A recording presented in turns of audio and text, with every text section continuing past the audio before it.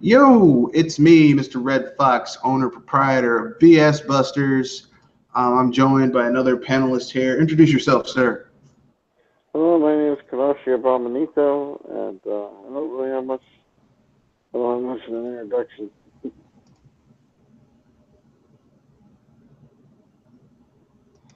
All right. So basically, what I have to say is this podcast is going to be interesting. It may be the best podcast ever. No, I'm joking. I don't know. It could be awesome. It could not be awesome. I have no idea. But basically, this podcast is all going to be about, well, part of it's going to be about what we basically expect to be, about Splatoon. Since both of us have Splatoon, I guess we can talk about how we feel about it. I'll let you go first, Kenoshi. Yeah, I think the game is pretty good. If you don't like Splatoon 1, this is definitely not the game for you if you're not interested in the second one. Yeah, if you don't like Splatoon, if you didn't like the first Splatoon, you're not going to like this one. But if you like the first Splatoon, this is more of the same with some tweaks added to it that change it up. Yeah, it's basically, like, Splatoon 2 is, like, just a refined version of the first game. Yeah, but, I mean, that's how sequels should be, really. Yeah. I mean, it shouldn't be so different from the other games in the series that it's unrecognizable. It's like if someone said, "Well, if Capcom popped up and said we're making a new Final Fight," okay, that's cool, but it's gonna be a puzzler. You'd be like, "What the?" I thought Final Fight was a beat 'em up. Yeah. That's basically what you'd be. I mean, you can't have a sequel be completely different from anything else. That'd be weird. It's happened, but What do you think of the weapons? How they handle this time around? I think the weapons handle about the weapons handle about the same. Like in terms of shot and stats and stuff like that. The specials are a little, like, in my opinion, I'm like, oh, come on, man. Some of these specials just aren't doing it for me. But I mean, overall, I mean, it gets the job done. You know what I mean? Yeah. Yeah, there's a couple guns I use. That's I forgot the splatter shot that gives you the rocket, the jetpack, and then the aerospace shot or something like that. The really powerful machine gun. That's a short range, but it covers a lot.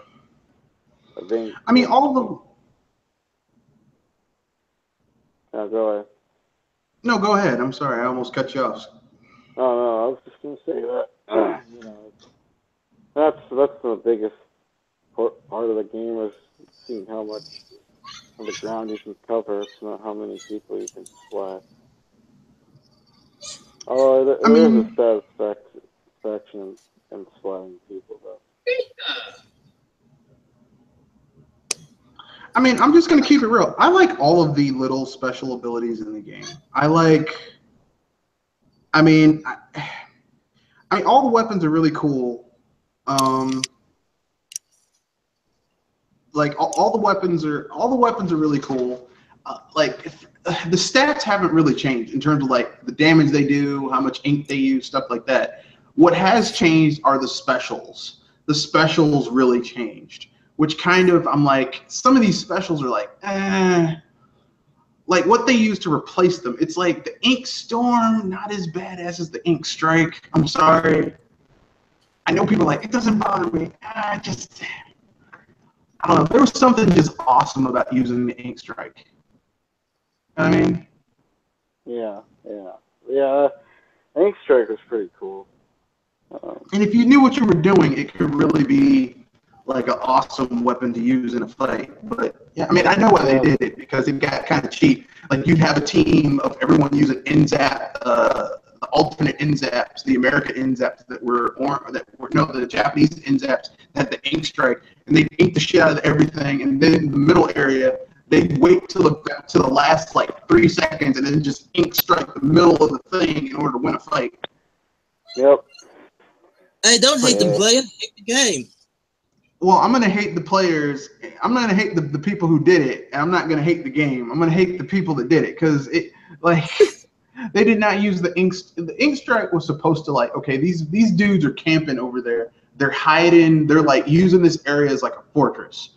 So like a high point on the map. I'm gonna use an ink strike there to force to smoke them out, and so that my teammates can destroy them.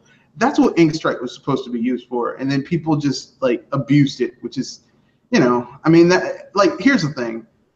When you're playing a video game, a gamer's job is to find exploits to make it easier for them to do whatever the objective of the game is. That's what a gamer's supposed to do. Like, people are like, that's not the way the game was supposed to be played. No, that's what gamers do. They find exploits. It's called strategy. Okay? Yeah. Every game has an exploit, that's for sure. I mean, and every game has exploits, yeah. That's just the way it is.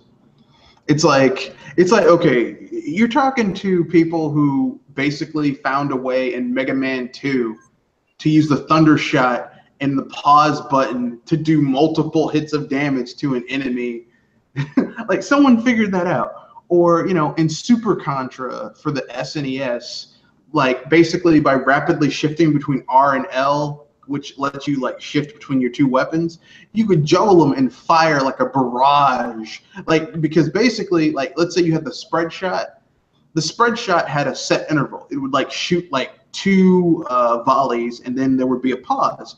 But with this, using this alternate LR method, you could basically auto fire that shit if you had the right buttons. If you like had it, if your fingers were fast enough.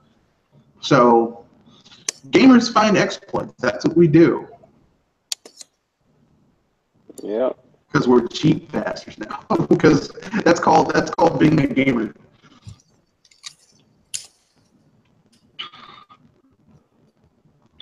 Yeah, it's something like the exploit in the.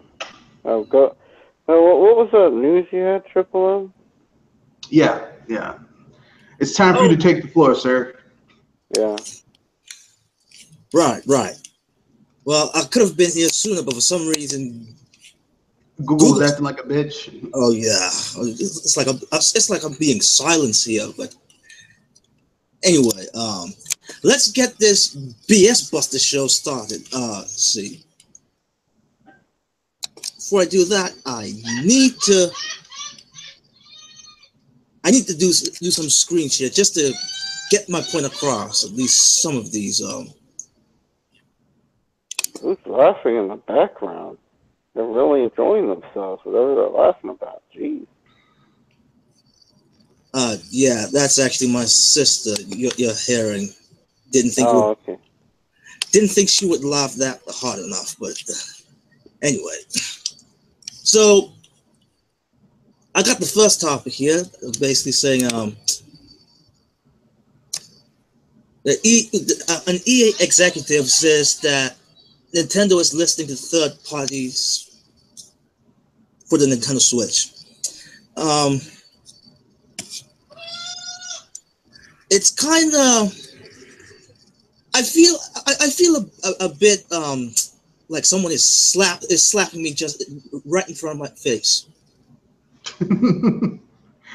Are you saying that you think they're full of shit? Here's the thing. I wouldn't mind any other company saying this besides EA, just for their track record. But hey, at least they bring FIFA. That's the only game that's coming to the Switch, right? Mm-hmm. So far. All right. So let's go in this interview that this exec says. I only spoke about FIFA today, but our company structure lets us release all sorts of games for every platform. You know what? He's right about that, but I guess he can only mention it like that, but can't say that they are fine-tuned or quality-wise. But I digress. I think so. We'll go wherever the gamers go. Gotta admit, he's right about that about EA. But I think Nintendo Switch will pull Nintendo at the forefront of the game industry once again. Their approach is quite different from anything they've done in the past. They've listened to EA, Activision, and other companies since the beginning of the Switch development. Like they did with the Wii U. Maybe not the Wii, but the GameCube, but I digress. So we've been involved throughout the whole process. The team, you know what? It's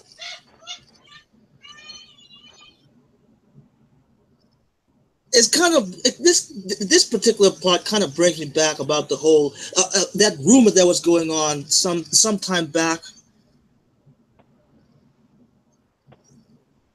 that EA was basically demanding what Nintendo needs to do for them to actually put their games on the Wii U at the time. But yeah, the team up with us. They teamed up with us because they wanted to guarantee the console would be successful. Doing business with Nintendo is very important to us.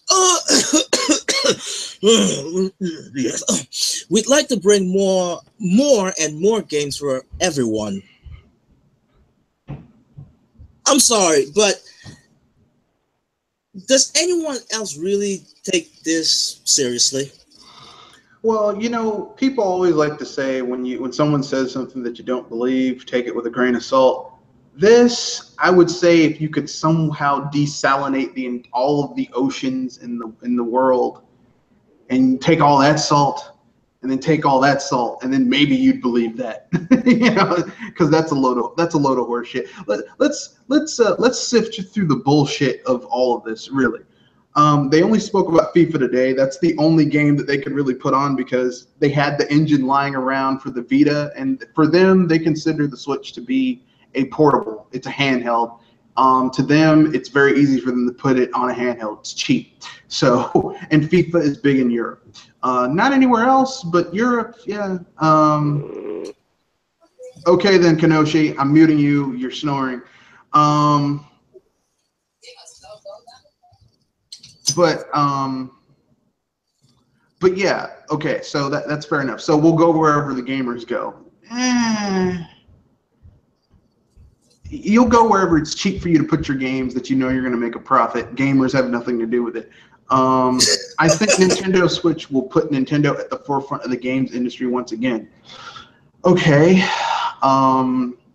Really, I mean, Nintendo, aside from the Wii, wasn't at the forefront of the games industry for, I mean, the NES, the SNES, they eventually won over. The N64, they were behind. The GameCube, they were behind. The Wii was, you know, they took it by storm again. The Wii U, they were behind. The Switch, I mean, the Switch is awesome, but I don't think it's going to be like I don't think it's going to be like the PS. I don't think it's going to be like the Wii. Okay, I don't think it's going to be another like 100 million. Yeah, probably not. Let's see. Their approach is quite different from anything they've done in the past. They've listened to EA. Anything they've done in the past, not really. No, Nintendo's just repackaging something that didn't sell well the first time, changed the name, made it a little bit sleeker, and they're selling it to you again. They've done this before. They've listened to EA, Activision, and other companies since the beginning of the Switch's development, so we've been involved throughout the whole process. Almost every console they've done in the modern age, so using disc-based media, they talk to third parties. Like, I know people are going to say, well, what about the Wii? The Wii was based off the GameCube architecture, and the GameCube was built for third parties. So that's bullshit where they say, oh, no, we couldn't do it with the Wii.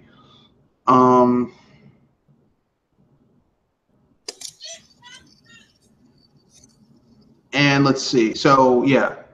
And they teamed up with us because they wanted to guarantee the console would be successful.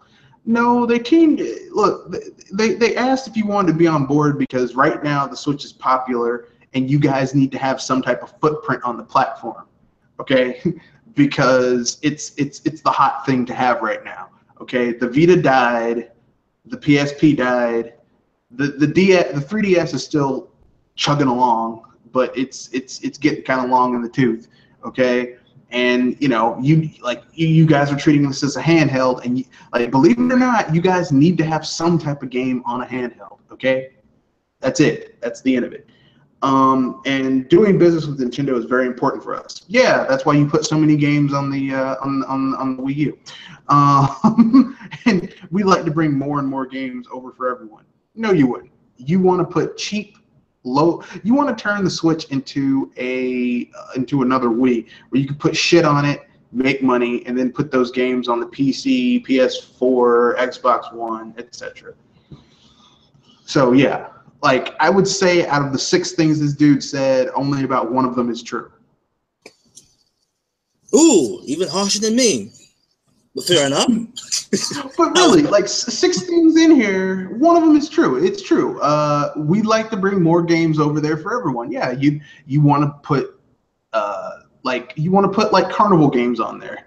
You want to put something that has like a PS2 budget, so like at the most 300, at the most like 200, 300,000 to make, and it sells like $500,000 and you make like 30 million back. That's perfectly acceptable. There's nothing wrong with that. And here's the thing, people. I am not bagging on EA just because I'm a Nintendo fan. No. I'm looking for the whole industry itself because my brethren of the other consoles over there, they got effed by the behind. Yeah, they get shafted. Yeah. So it's going to take a long while for me to even trust EA to begin with. But yeah. So, Kenoshi, have anything to say about this? I tell you, man, he was snoring. He was sawing logs, man. Oh. Sorry, I work late afternoon, so I can appreciate that, man. But you were sawing logs. It was like we could hear you. We were talking. He's like, I gotta saw these logs, man. Gotta cut this lumber. Yeah, well, EA says a bunch of nonsense, so this is not surprising. You know, FIFA's gonna bomb on the Switch, and they're gonna be like, oh, we can't sell our games on the Switch. Time for us to move on. You know, I think it's gonna be both. I think it's gonna be one of both. I think that if it does okay, because this game doesn't have a huge budget, they'll be like, okay, we can put low-budget games on the system. Like for EA, the Switch is going to be the shovelware console. Mm-hmm. Like the only AAA developer that's actually putting some real oomph behind the games on this system that I've seen, like big AAA publisher, is 2K, because they're actually putting some of their marquee games on the system. WWE 2K, NBA 2K. Yeah, they're putting like major games on the system. And here's the thing: aside from the graphical downgrade, you're getting the same game on the Switch as you are on every other console. The only difference is the graphics and some of that. Same game. People have some many issues with the graphics. It's like, well, it's a tablet. What do you expect? Yeah. The thing to push out. It's just like, people just need to. I don't know. I really don't understand why people argue over graphics so much when, why aren't they, instead of arguing over graphics, I wonder why they just don't argue about mechanics. It makes me wonder if any of these people actually play games.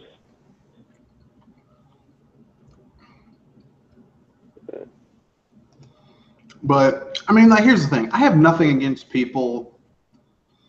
Like, I don't think every third-party game is going to come to the console. I don't, and neither should. Like, no, not every system has ever gotten every third-party game. No, there's third-party games, the 360 yeah, pretty much like it. Obviously. Yeah, not even the Total War ever came to the consoles. No, not even the NES got every third-party game. You got a lot of them, but you know, Atari didn't get every third-party game. No console, no video game generation that's had multiple consoles did every console get every game. It's never happened. So for people who are like, I just want to buy one console and I can play everything on the one console, the closest thing I can tell you is get a PC. That's about it. Yeah.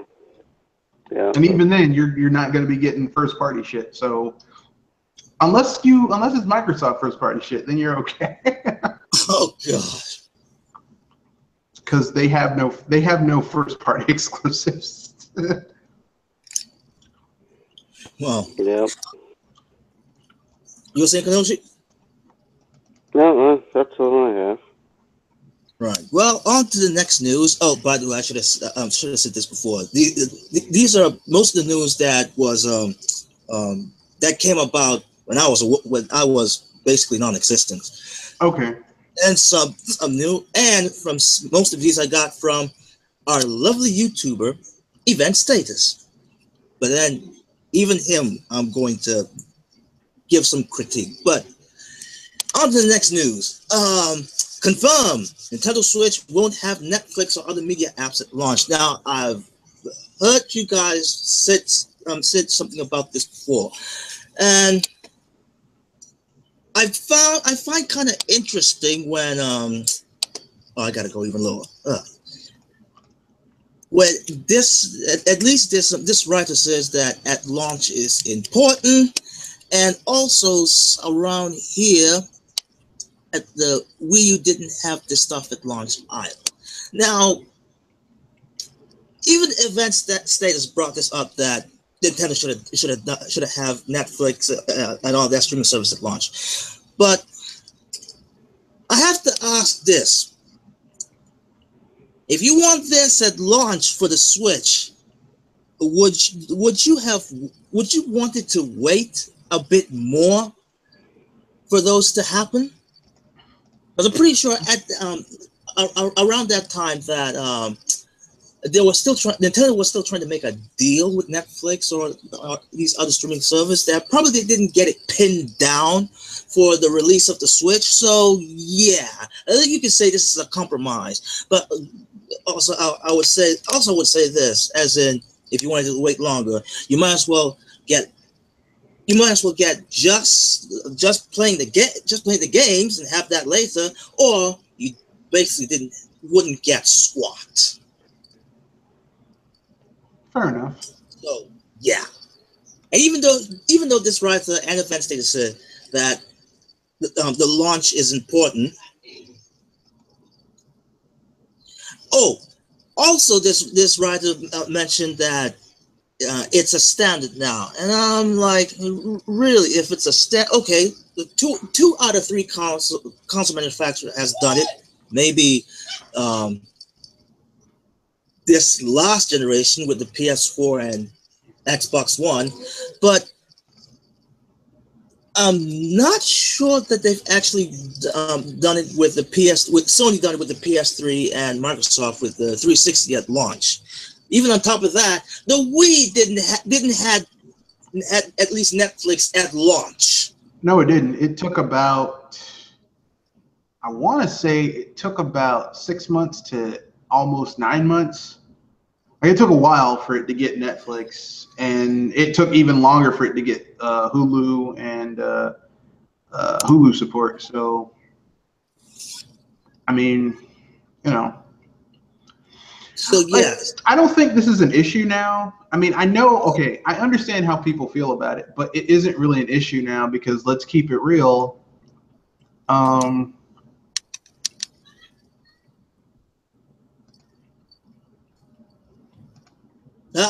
I would say this for a website, Techno Buffalo, bringing up this point.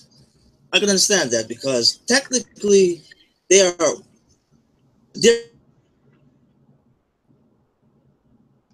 You blanked out, dude. Repeat yourself. they're like that. Well, can you hear me now? Yes, we can. Yeah, we can. Good. Couldn't resist. As this website, Techno Buffalo, which is covers stuff of technology all around, so not gaming centric, but then I'm kind of, it's a bit disingenuous when you call yourself a gamer. What's the most important thing that the council need to do out the gate? Playing the games. Is that a compromise right there? Is that what that's what you bought the council for? Then criticism, okay, but complaining, yeah, that's a bit too much. But hey, who am I? I'm just a Nintendo fan. Who gives Nintendo a pass? Nintendo never gets a pass. Like basically Nintendo, the way these people act is like Nintendo is like that really smart kid who got straight A's in elementary school and high school. And then you think in your head, like once they get into the real world, they're supposed to still be this stellar individual. You know what I mean? It's like sometimes people fail. Even the best of people fail sometimes. And that's how you grow. You grow from failure. At least, that's my personal view. Yeah, and I will say at least this launch is much better, and even the Wii U and the Wii is much better fare compared to Xbox One with the old TV, sports, TV, sports. Yeah, I can't let that go. Now, to be fair, though, on the other end of the spectrum, listen, would I like to be able to watch my Netflix through my Switch? Yeah, that'd be cool. Yeah. Would I like to watch my Amazon stuff, Amazon TV Prime through my Switch? That too would also be cool because I have Amazon Prime, and they have a pretty good collection of movies and TV shows and like some really great content from HBO, like some of their award-winning series and stuff. That's great, but I mean, there's other ways to watch that shit. I can watch it through my smart TV. I can watch it through my phone if I'm really desperate. I can watch it. I mean, there's a lot of ways I can watch this stuff aside from just, oh man, I gotta watch it through my video game console. But I mean, let's be fair though. If you look at, remember that survey they did about the Wii U and the PS4 and the Xbox One. Most of the people who have a PS4, they're not playing games on it. They're watching Netflix and Hulu on it. So, I mean, to be fair, I mean, I'm a gamer, so I play games on my console, not watch TV. Also, not really throwing Red Knight under the bus, but he also came up with this argument, and he basically lied that the Wii and the Wii U was doing it out the gate. Yeah, well, sorry, Red Knight, that's not true. But it took about 6 to 9 months for it to get Netflix. It wasn't immediate because I had the Wii at launch and the Wii U close to launch. Like it launched in November and I got mine in February for the Wii U, but I had the Switch at launch. Like fucking launch, I had that system. And it didn't have a lot of features at launch. So yeah. Red Knight, just correcting you because that was that kind of came from left field with me. But yeah. Oh, Kenosha, anything to say about this? I think he's getting his drink on. Not really? Okay, then move on to the next one. which I was kind of baffled when I saw this. When Yvette was talking about this, it seems like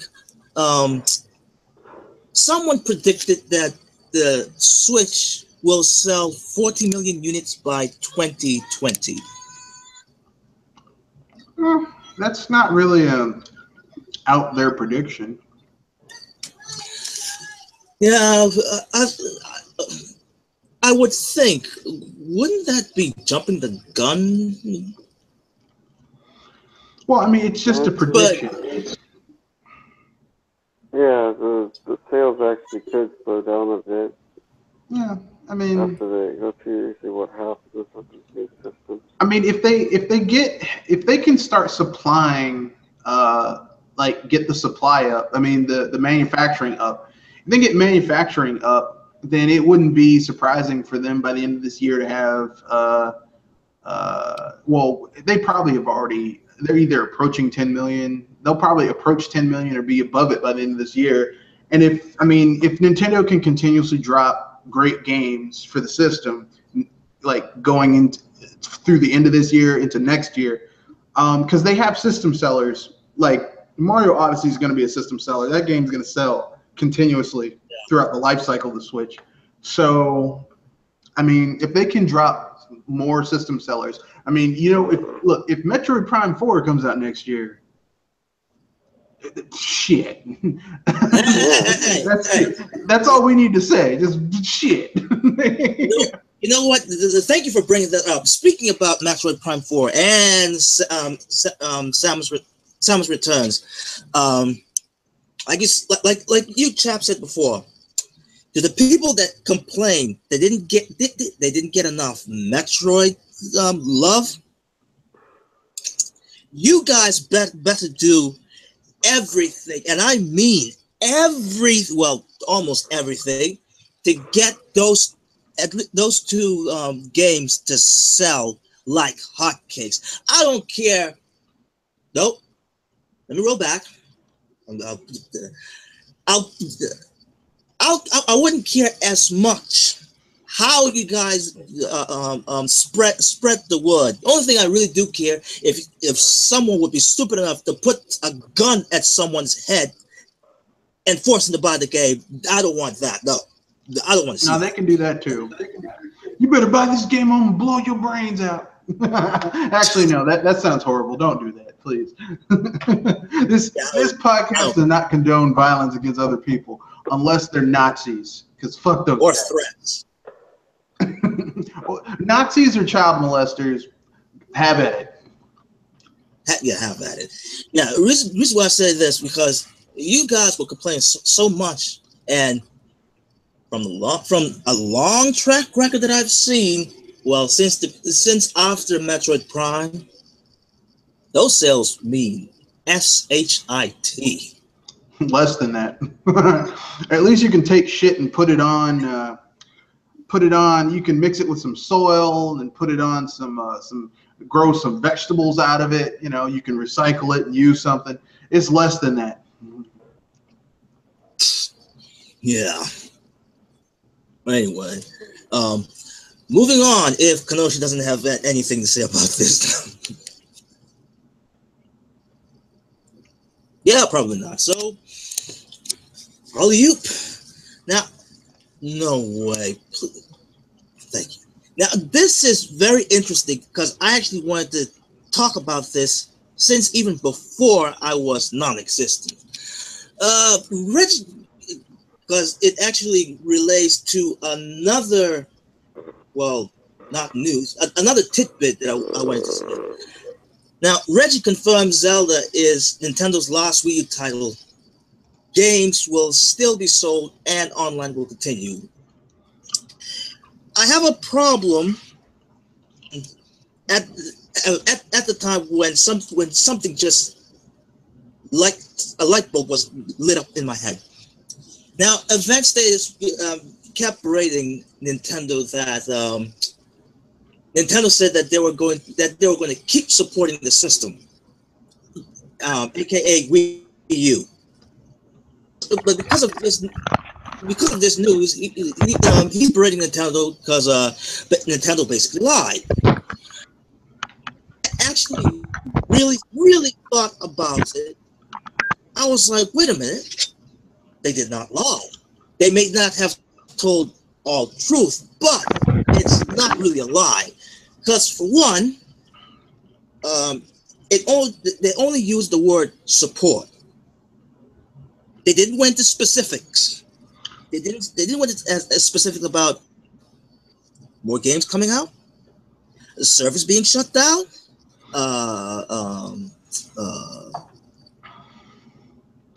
Here's my question, because Event Status sometimes like grabs things and runs with it, and it's like then he has to give a retraction video where he's like, I made a mistake. The major online games for the Wii U, have the servers been pulled? No. Okay then. I know that just a few, like I think last week there were some more Virtual Console games coming out for the Wii U, for the Virtual Console. So I mean, Virtual Console games are games. Okay, those are still coming out. And Breath of the Wild was the last major AAA game coming to the system. We knew this. I mean, that's the swan song for the system, just like Twilight Princess was the swan song for the GameCube. So, like, I don't know how they lied. I don't know why anyone would be offended. What's up, Doc? Oh, it was Dr. Feelgood. Yeah. And what's up, Doc? Yeah, but the reason why this made me light a bulb when I first saw this, because it reminded me what Yell Chaos, our other great YouTuber, said about Microsoft when he basically paraphrased someone from the Xbox division was saying that they're still going to keep supporting the 360, and he called bullocks on that. Then when I look back, wait a minute, they didn't stop supporting the system.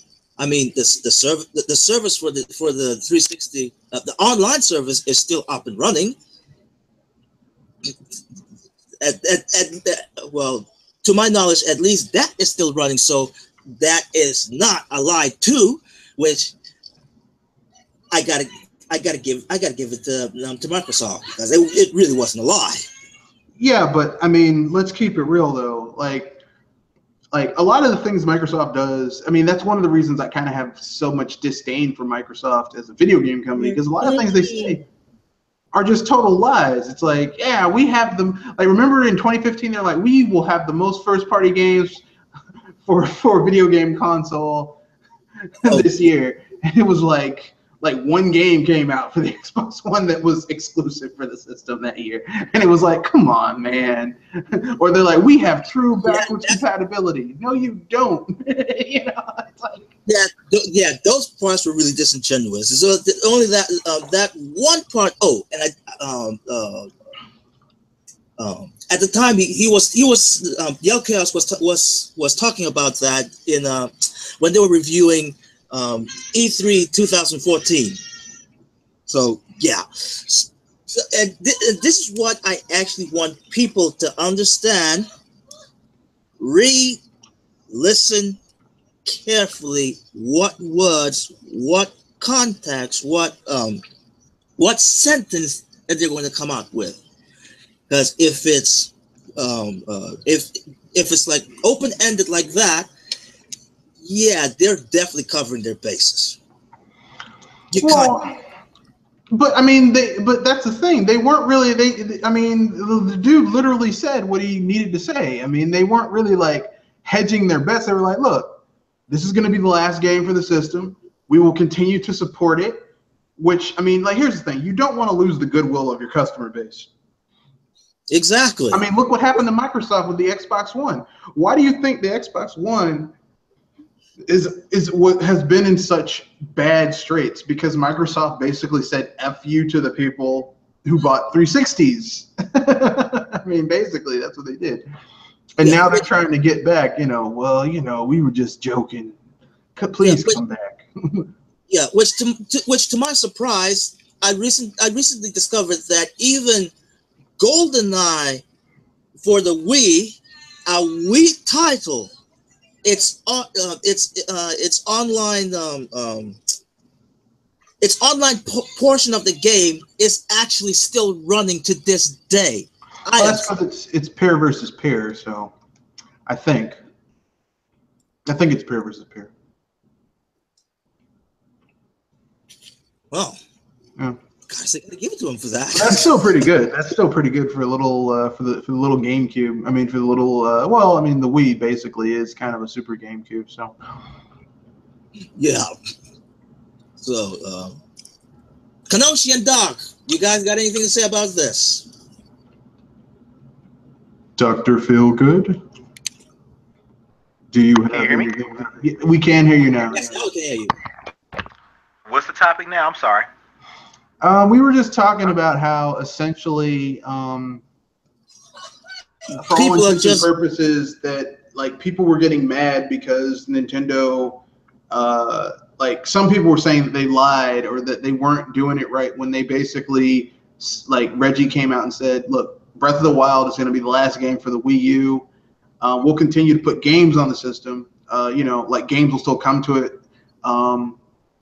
but." You know, they won't be our major AAA games. We're going to put those on the Switch, and we'll continue. We're not going to pull the online or anything like that. We're going to still support it.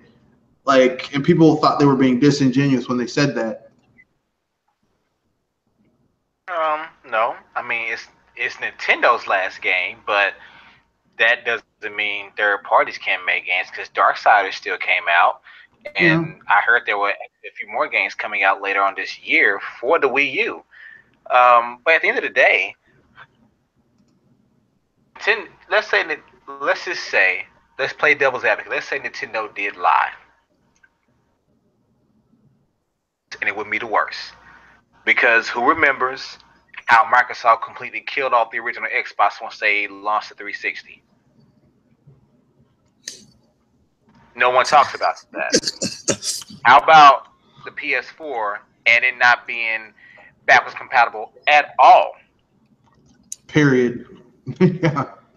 Or not doing DRM. Well, to me, if you have to install your games completely, even if you have the damn physical disc, that lets me know there's some DRM. Because basically the CD is nothing but a key. Yeah, but I mean, it's different for them. What about the lies of having tons of, first-party content? Yeah, but that's different for them. That's different. It's not the same. I'm being facetious. Or so they say. Yeah, I'm being facetious. I know. You guys know I'm being facetious. I know, but my thing is, as I said, if they won't be the first, and it's not the worst. So even they lie. Now, Nintendo has lied. Like, I remember when they said Smash Brothers 4 was going to launch in the summer of 2014. And then they gave us that new Nintendo Direct, and they showed in there. They slid this shit. They tried to slide it by us, but people noticed that shit said September. And we all know that September is not the fucking summer. Well, here's what I'll say. Technically speaking, September is still summer. Technically speaking, depending on when if it's early September, that's still technically summer. Well, actually, I think that it launched in September for the 3DS, but October for the Wii U. Yeah. So technically, they can say, well, technically it released in summer, but I mean, it's the African summer, if nothing else. It's a technicality. It's a technicality, but I mean, that's a small white lie in the grand scheme of things. Telling me, like for example, let's do something more recent. Telling me that you're releasing a new console that's not a mid-generation upgrade, and then it ends up being a mid-generation upgrade. Lie. That's a $500 lie. Ooh. And then, there have been way bigger. Look at No Man's Sky. That was a big ass lie. Oh well, Well, here's the thing, Doc. My argument about this is that someone said that Nintendo basically lied in our face because they're saying that they cut support for the Wii U, even though the Miiverse is still running, and like you said, some games are still releasing for the Wii U. Technically, that was not really a lie. Yeah, but the thing is that the big AAA games, the big AAA multiplayer games are still being supported on like their online is still on the Wii U. Okay, like Mario Kart, you can still play Mario Kart 8 on the Wii U. I just did a few days ago played online Mario Kart 8. Online works just fine. I played the original Splatoon last week before this one came out, just to keep things together. Shit still works. Like, I don't understand. Like how did they lie to you? I mean, the virtual console still works. The Miiverse is still ticking. You still go up there. How many lies are there? They lied. They lied to me. They lied. Really? How did they? I mean, like, I don't think, like, okay, if Nintendo pulled a Microsoft and said, okay, we're not gonna pull a Sony and we're like, we don't have DRM, but you do. You don't need this game is gonna, I mean, that's a lie. No one ever talks about that though. No, I don't talk about that. No. No, we gotta talk about Nintendo and how they lied that they're supporting their system even after the Switch is out. Which I gotta give a big middle finger to. Well, that's what they keep on saying. Like, well, they lied. I'm like, look, Nintendo has 5,000 employees, okay? They have 5,000 employees. They have, let's see, Nintendo, Tokyo EAD. I know it's called something else, but in my mind, it will always be EAD. You have EAD, which is broken down into 3 teams, okay? So let's say each of those are like 3 mini studios, okay? But they can punch above their weight, but they're 3 mini studios. Then they have HAL, which I know HAL is second party, but it's like their first party too. So let's add them. Then they've got Monolith Soft. They own that. That's first party. Then they have the people who did Luigi's Mansion 2 that they bought. That's first party too. That's 6. Then they have Retro. That's 7. Then they have that studio that now makes all the March for the Mini games. Like the other game they made that wasn't a March for Mini game was supposed to be that Project Hammer game for the Wii that just failed miserably, and they were like, well, you can't do this shit anymore. And now they just work on the March for the Mini games, the Mini Mario games. So that's at least under 9. That's under 1,000. That's under 1,000 if I think about it. Well, I mean, it's not terrible. That's 9 studios. That's 9 first-party studios. Okay, I know there's probably more than that because I know there's Intelligent Systems. That's 10. Alpha Dream. That's 11. I mean, these are all small studios. None of these are huge studios. Okay, they're small. They're lean. I mean, it's not like they can spend all. And here's the thing: like, Nintendo is not just going to have these people sitting around. They're going to be making their own games for whatever the hot system is for the time. They're either going to be making it for the handheld, the 3DS, or the home console, or whatever.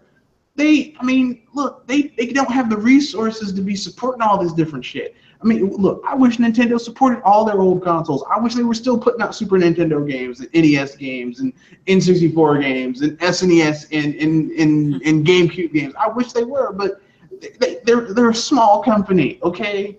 They're small. And yet people are thinking that they're so gigantic. Well, they definitely punch above their weight. I mean, they're definitely like a bantam weight with a heavyweight and actually like half knocking him down, In short, Lil Mac versus Mr. Sandman. Basically, yeah. Oh, I thought Mike Tyson, but Mr. Dream, Mr. Dream. Yeah. Yeah. All right. Moving on to the next news. Now, before I go with this one, I have to speak some interlude here. Now we all know that Peter Moore stepped down and left EA and to become Liverpool FC CEO. Okay, so he's gonna run that place into the ground too. I hear a but here. I was about to say good luck with that, chap, but probably needed. But yeah, but then sometime after that was reported in March. Sometime after in April, we found some interesting tidbit, or at least some article popped up of Peter Moore. It was basically he was reminiscing at the time that he was back at he was still working at Sega. And the title of the article, if you can see it on screen, why Peter Moore once told Sega's Yuji Naka to F off. To fuck off? Yeah, he did. I read this article, not this one, but I read like what it's about. I gotta hear how this one ends. Yeah, well, I have to read at least some tidbit to get the context in this. Okay. Now, at the time, Sega was basically floundering with their console manufacturing, and even with their games. A certain popular franchise, which is known as Sonic the Hedgehog, but there was this interesting tidbit that got me. That caught my eye. We started to go up there a lot and build a relationship. And I was going, and this was that he was doing some he was basically giving out information to the higher ups of a focus test that he was doing. And I was going back and forth to Japan, and I was just so angry with Sega that they didn't see the storm clouds of what was happening in the industry, he commented. Games like GTA 3 were changing the vibe of the content. That was, to me, this inflection point. Once the tech started to get more powerful, the creative elements that would come over from Hollywood and from television, all of a sudden, that was what gave us Rockstar and what the Hauser brothers, to their credit, did for games. I mean, you look back on the history of the industry, you can point to these moments and say, that's when everything started to change. More explained that the proof is point, Sega had conducted focus groups with players in America to get a sense of how they view different gaming brands, including Sega, of course. I needed to prove to the Japanese that our brand was starting just to fade away. And so we asked the focus group, a bunch of 18, 19-year-olds, a classic question. If a video game publisher was a relative or a friend, who would they be? EA, arrogant quarterback, walks in and gets the girl, nobody likes him, blah, blah, blah, blah. But, fills the room with this big personality, all that. I can hear it now. Rockstar. That's your drunken uncle that shows up. Goodness gracious, I still can't keep this with a straight face. From Vegas once a month with a hooker on his arm and looking for money, and then he's gone again. He comes in and he's left the party for a little while, and then he disappears for a long time. Sega, yeah, that's our granddad. Used to be cool, but even he can't remember why anymore. I have to admit, kind of outlandish, but they were straight to the point. But then, when Moore brought a video game of the focus group to present to the Japanese colleagues, they refused to believe the validity of what the American consumers had been saying. that's when things got especially rough with Sonic creator Yuji Naka. I said we needed to be incredibly aware of the challenges we face as a brand at Sega, and so I played a video. Yuji Naka-san, maker of Sonic, is in the room. Now he and I have love and hate relationship on a good day. And we show him this. And this subtitled in Japanese, and when it comes to that piece, he just slams his hand on the table. This is ridiculous. You have made them say this. Sega is the great brand. Nobody would ever say this. You have falsified. He just gets in my face, and really up in his face. So I said to the translator, tell him to F off. And the poor guy looks at me and says, there's no expression in Japanese. I know there is. That was the last time I have ever set foot in there, Moore explains. Can I slide in on this one? Yeah, go ahead. I know some Sega fans are going to get mad when I say this, but look, I'm going to give the devil his due. Peter Moore was right. I'm sorry. Peter Moore was, in this case, he's absolutely fucking right, okay? Sega, I'm sorry. Because, I mean, think about it. I know people are going to be like, no, I don't like what he said. Look at what happened to Sega. Really look at what happened to them. Look what happened to their brands. Look what happened with their IPs. It's all right there, okay? I mean, they didn't get with the times. They didn't build their brands. That's on them. I mean, and whoever was the translator lied, because there totally is a version of telling someone to fuck off in Japanese. So they just didn't. He's like, I want to get hired by this company again, please. Yeah, he was just trying to be polite. And I mean, look, listen. That attitude, oh, you told them to say this, they lied, Sega's a great band. That's why Sega is in the shape they're in now, because people like that were running it and could not adapt with the times. That's why Sega is the way it is now. Now, here's the thing. Yes, I will give the devil his due on this, but why would you basically just tell the man to F off? I mean, yes, I understand that Yuji Naka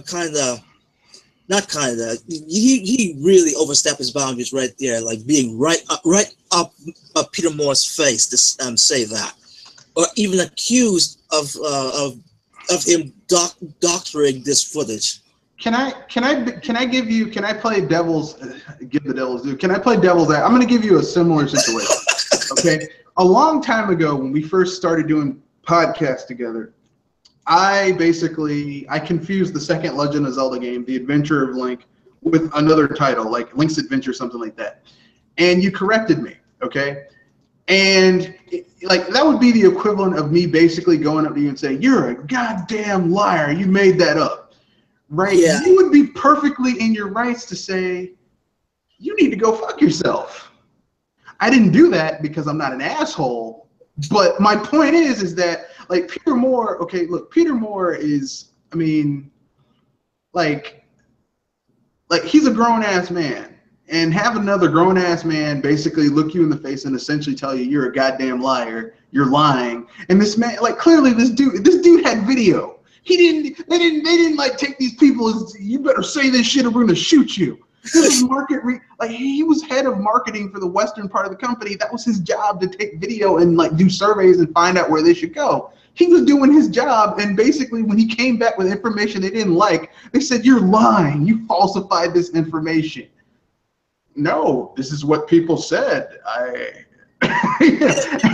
mean, like I said, I'm like, here's the thing, okay? And like, okay, if Sega, okay, if this fucked up attitude that people like Yuji Naka and other people at Sega had at the time, like if I hadn't seen Sega go down the shitter to where it is now, I would say, okay, maybe they're lying. But with all this shit that he basically told them to rectify, they didn't, and where they are now, I mean, he shouldn't have said "fuck off," but not because Yuji Naka is this great person. Because if you're dumb enough to not to if you're in a car and your car's rolling downhill and there's a brick wall in front of you and you're not dumb enough to say, I need to either put the brake on or change lanes or turn, and then someone's like, there's a brick wall in front of us. You're lying. That's not a brick wall. He's gonna crash that damn brick wall. How dumb you got to be to do that? Yeah, I mean, I hate to say, I'm not one of those people who's like Yuji Naka. Like, I never considered Yuji Naka to be to the same level as a Miyamoto or a Gunpei Yokoi. So I'm not one of those, the club of Yuji Naka walks on water type people, you know? So I'm not like, oh my God, he can't be cussed out. Because, I mean, if someone, look, if I did a market research thing and I had videotape, which, I mean, it's really hard to fake videotape. You can do it, but back then it's hard. And someone's like, you a damn lie. But I have it. It's I tell you to go fuck yourself too. I wouldn't say fuck. I say go fuck yourself. Now here's the thing. I guess in my position, if I was Peter Moore, I wouldn't have said that, even though he was right in my face. I would have calmed the person down like events is this. But yeah, Yuji Naka was the first one to throw the stone at him, basically. And the Moore's credit, he could have done worse than just tell him to bend over, because he could have basically just slapped Yuji's in his face, but he didn't do that. So things got dicey. Could have gotten worse, but it did not. Dicey, all right. The first person who threw the stone was Yuji. But also I kind of find this ironic that he out of all the person, he is saying that Moore doctored this footage, while would it be wise of me to say that it would be hypocritical of him to say that when back in the Sega versus Nintendo, with all those Sega does what Nintendo don't. I see what you're doing there. You know, like, okay, this article, when I first read it, because I didn't read it from this website, but I read, like, they did an article about this blurb where Peter Moore told Yuji Naka to F off. Like, I don't consider it to be so much of a Peter Moore as a bad guy or Yuji Naka as a bad guy. This basically gives you more insight into why Sega went down the shitter. Because they were like, oh, great, we're about to crash into this brick wall. Man, that brick wall ain't there. But it's right in front of us. It's solid. Nah, man, that brick wall's gonna move out the way. It doesn't exist. Now that's ignorance. You know, people are like, I cannot believe that this place that Sega went downhill. Look, if someone can't understand that they have to change with the times, yeah, that's like Nintendo saying, we will never make a 3D Mario game. We're only going to make 2D games forever. Yeah, they could have done get away with it. They could, I mean, like, they're good enough, but it's just Sega just.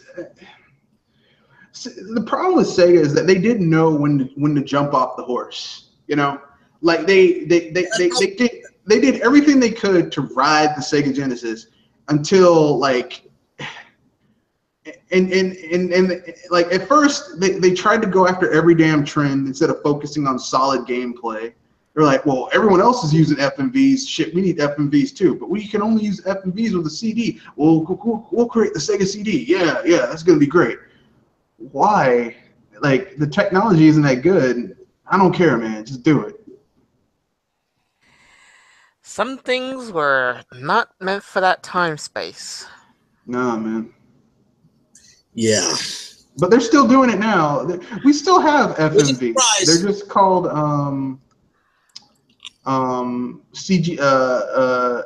Cutscenes. Yeah, they're called CGI cutscenes now. That's what people were always excited about when it came to graphics and FMV. never really talked much about the in-game stuff. In-game. Well, most of the FMVs, in my opinion, sucked. I mean, they weren't that good. Like, go play Final Fantasy VII. The FMVs are like, whatever. Trust they're me, pretty bad. For the time, they were actually pretty nice. Because we had never seen anything like it. As I said, for the time.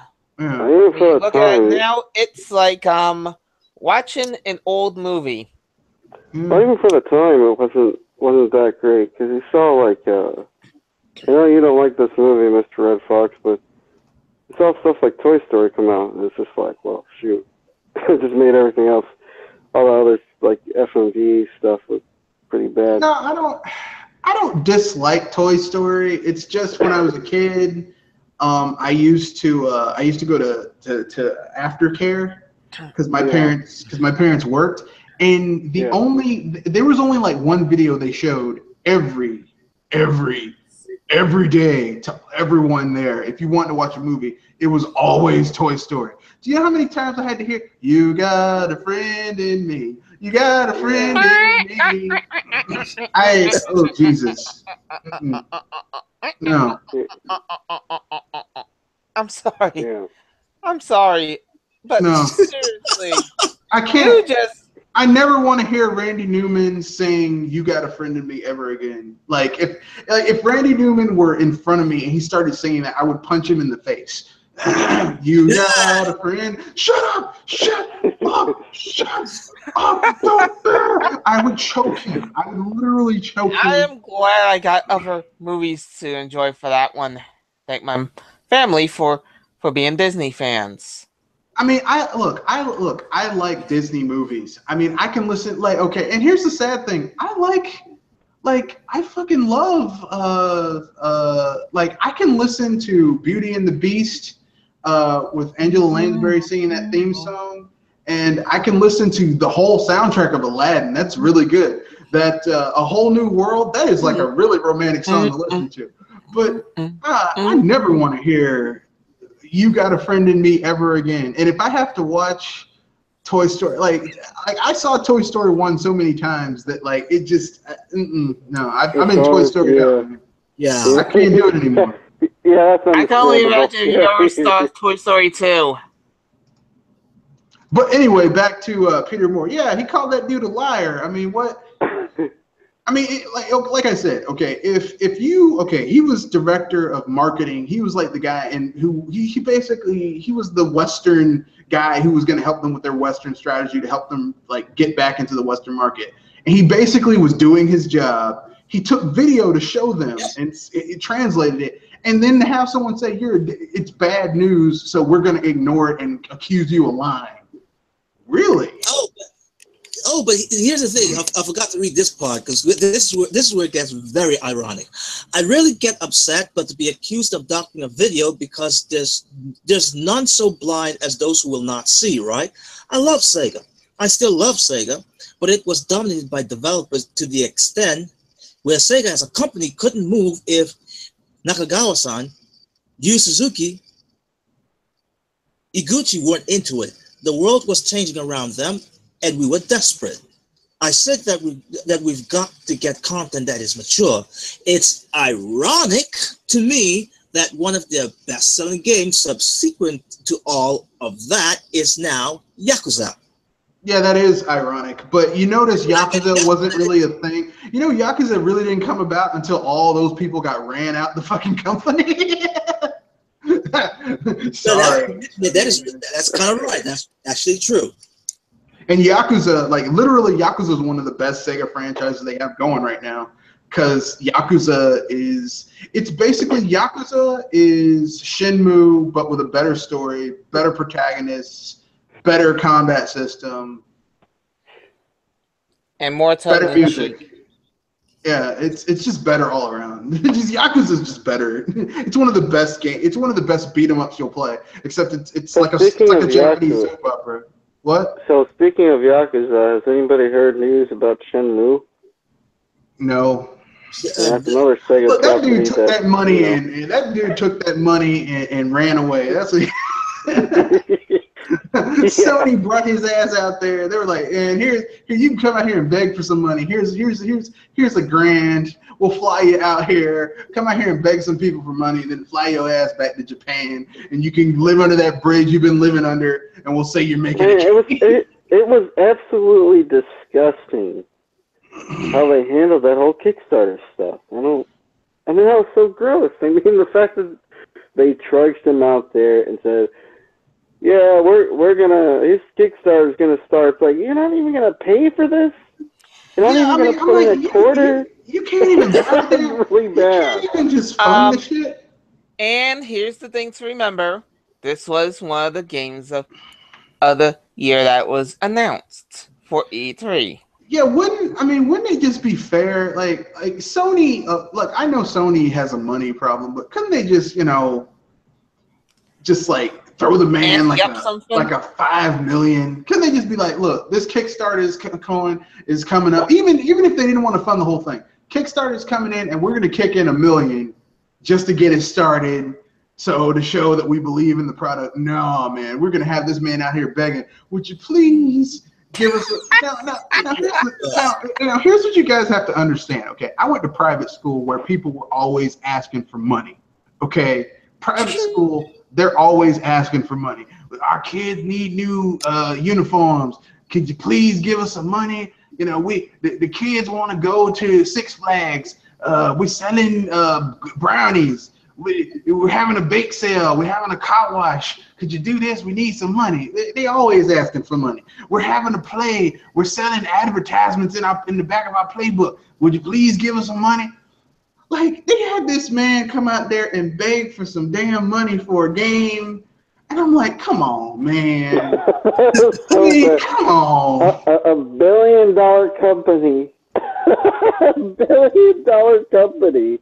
Billions, not $8 billion. Billion, worth billions. I mean, Sony went from 180 to 60 to 60, 50. But still, I mean, goddamn, really? You just gonna go and have, come on, man. The PS4 was doing excellent at the time. They certainly had money to spare. So it's just like, what? I'm like, shit. Look, if they have money to make Knack 2, I know they could have just said, well, fuck Knack 2. Here's some money for Shenmue 3. Wow. And besides, you need Shenmue 3 when you have Shaku, which is a much better game. That was honestly funny. But Triple M, continue with your video. Right. With your news. I've already gotten out from that article, but there was one thing he did mention in that article that he compared Microsoft was in kind of in a dire situation with the whole Red Ring of Death. That Mr. Moore basically told Ballmer that they have to fix this the right way, and even though it took a while for it to happen, for him at least Ballmer was much more sensible than the higher ups back at Sega, that they actually tried to fix the whole Red Ring of Death. Yeah. So I don't know if they, like, people who owned a 360 will tell you that it was like you had to jump through some hoops to get your 360 fixed. I was gonna say, I thought that it was a headache trying to get through the customer service that is Microsoft back then. It was not easy. It was not easy. Everyone's like, oh no, man, it was not easy to get that stuff. And there goes some Splat explosives. Dr. Feelgood, are you playing right now? Yes, he is. Right. He's got shit to do. So probably you didn't hear anything what I was saying. No, I hadn't heard shit. He got shit to do, man. You know what?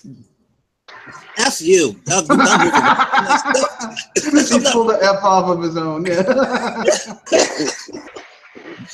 But yeah, now there was one video of Event State itself that I actually want to put some critique in, because I know where he was going with this, where he's coming from. It was when the gaming media puts a certain spin on a narrative. When haven't they? Fair point and touche, but he did put one article as an example, which didn't exactly help this case as much, because when I looked at the article on the vid, okay, you can clearly see the title is clickbait, but it basically said basically writes Nintendo literally tells you to get lost. Okay, what the beep was the topic about?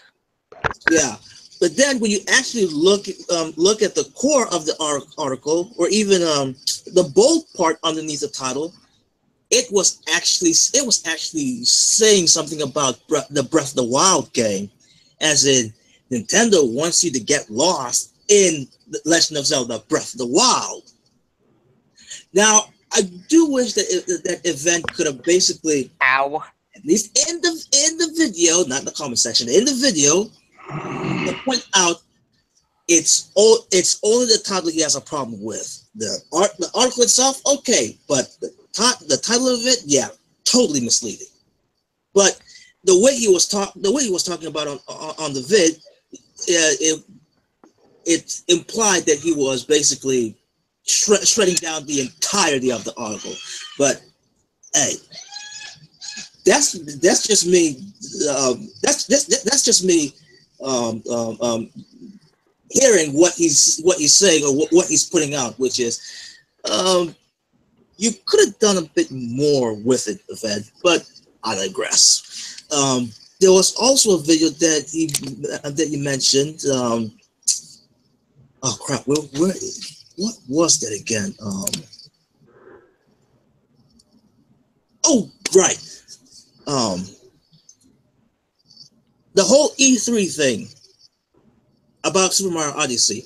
But before that, let me let you guys jump to the GDC 2017, which Microsoft had some sort of event there, and even I find it awkward and really didn't need to. Basically, Microsoft held a presentation that is literally centers on Black people, Latinos, women, and LGBTQ in gaming, and I'm like, what? You guys have to put the light and shine it on that like that. Like, see me here. There's a reason why I would actually give I would give Nintendo a pass as compared to what Microsoft was doing at the GDC. That Nintendo just presents a character, boom, that's it. They don't hammer it down in your face to say, hey, we got a black character. We have a black character in our game. No. Well, I mean, Nintendo puts the character out there, and they don't make a big deal about it. Like in Breath of the Wild, there's a clearly gay character in the game. I mean, he's totally gay. Like he's fabulous. Oh yeah, he is fabulously gay. Oh yeah, the guy that sells you the house. Yeah, and it's not a big deal. He's just a gay carpenter. Look, he does great work. I don't care if he's gay, as long as he builds my house and the shit's not falling apart. I don't care. but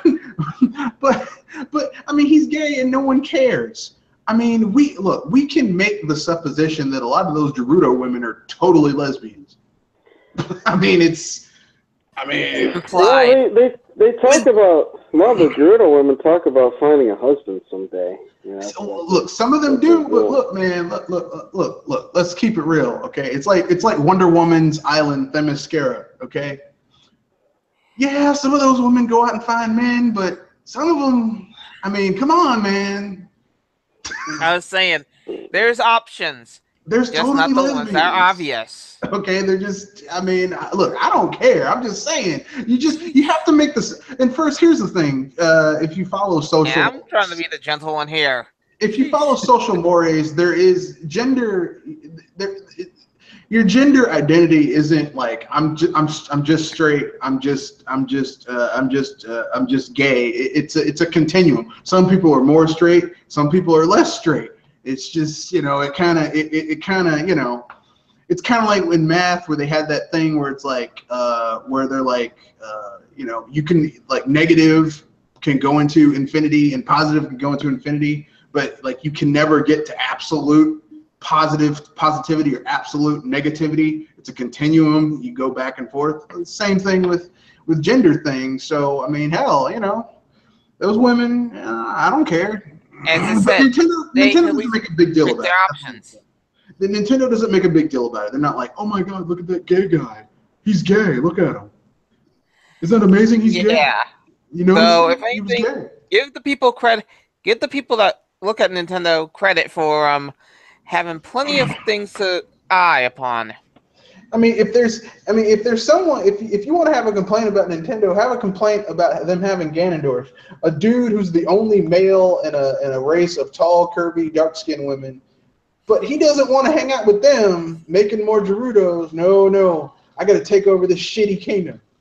That's a problem. I'm like, what's wrong with you, dude? There's some things that even baffles me about Ganondorf, but that's another story.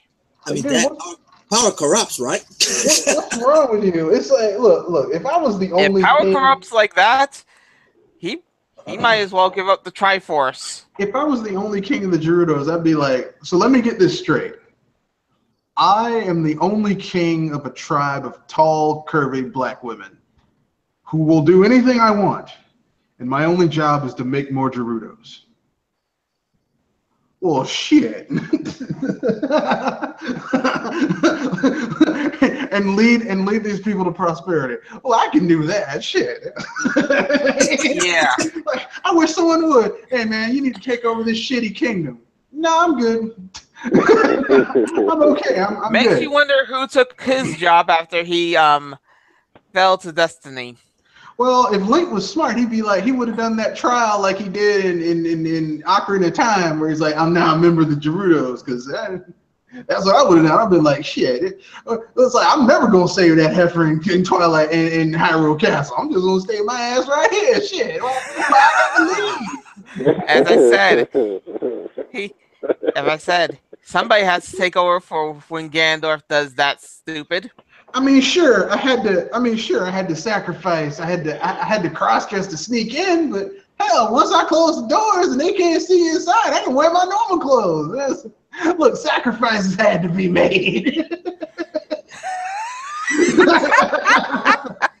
look. I just get inside the town. I know that's terrible of me. Forgive me. I'm sorry. Hey, I got. You're a drink of water, Red Fox. You're getting so many laughs. I'm just saying. Look. Here's all I'm saying Link has made some bad decisions. Like at the end of Twilight Princess, I would have been like, once I saw the fully formed Midna, I would have been like, well, shit, look, take this sword, take this damn shield. I'm going with her. Fuck you guys. but you can't. Look, I saved the world. Now I'm going with her. Because look at you. Now look at her. Look at you. Hey, who knows? Link's taste is different than yours. So, yeah, I can't say much. Nah, man. Midna was objectively hotter than Princess Zelda. So, plus, let's keep it real. Midna, okay, Princess Zelda, as soon as she ran into some opposition, no, we must give up. Nah, man. Midna's like, I'm gonna fight. Even when she got cursed, she's like, I'm gonna fight. Even when she got cursed again, she's like, well, shit, let's fight. Look, Midna was way tougher than Princess Zelda and Twilight Princess. So you know what? Look, if I'm a dude, I want a woman who's gonna fight on my side, gonna have my back in a fight. Princess Zelda, flaky as hell, and Twilight Princess. I wouldn't say that. Who knows? Maybe the best course of action in this type of situation would have been retreat. Nah, man.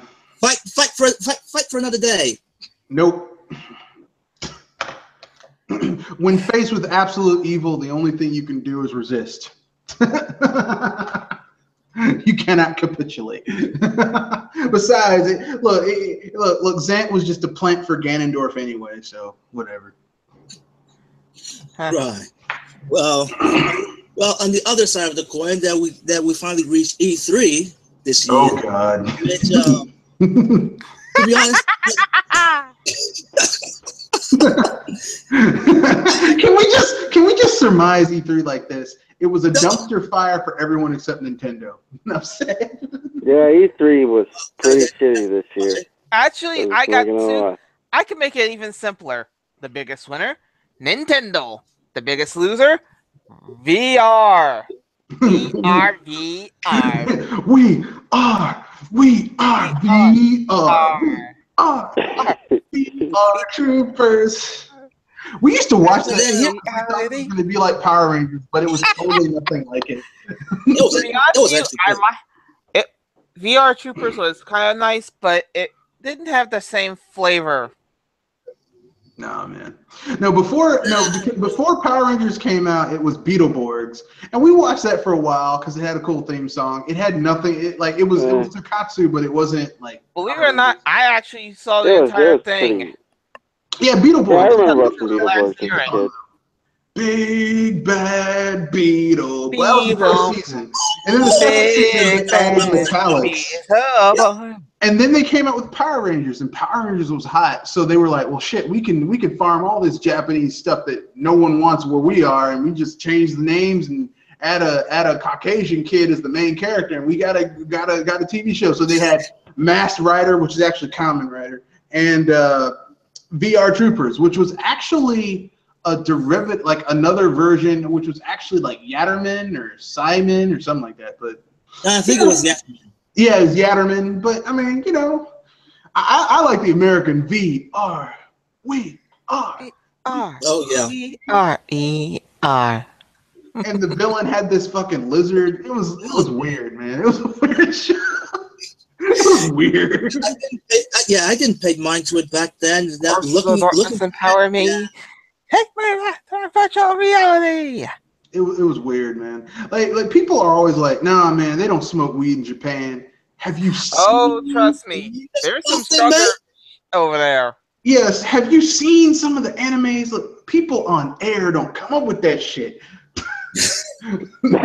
People just on air and water don't come up with some of the shit in some of those animes. As I said, they must have some better stuff there than over here. They got some good weed over there. It's got to be good to come up with. It's got to be good to come up with some of the stuff they come up with. So, to get back on topic, as I said, the winner's Nintendo, and the biggest loser is VR. Yeah. I'm not even speaking about that. There was something interesting. Well, by interesting, I mean WTF. Well, but where's the WTF? Here it goes. Who would have thought that something so controversial would have come out from a Mario game? Super Mario Odyssey. Guess what the controversy is? Hold it. I could guess this one. It'll be the Mexican Mario? Ding. Mexican Mario. Yeah. Well, it's cultural appreciation. To see it as a whole, the whole cultural appropriation. And I caught this up and up. I didn't actually really delve into it, but then when I actually saw what Advances was actually saying, and do mind, I caught the first time I caught this news is from Video Game Facts. Aha! Shout out for them. But when I actually went back and looked at the vid they had, it was actually Alpha Omega Sin. Okay. And then I actually, that was like, oh, wait a minute. He's saying the same thing that Yvette was saying. I'm like, are you serious? This had to happen? And of Mario game never lost. So apparently, how this thing actually went down is there was a bunch of people that screamed cultural appropriation about the Mario in a sombrero, but then one of them was from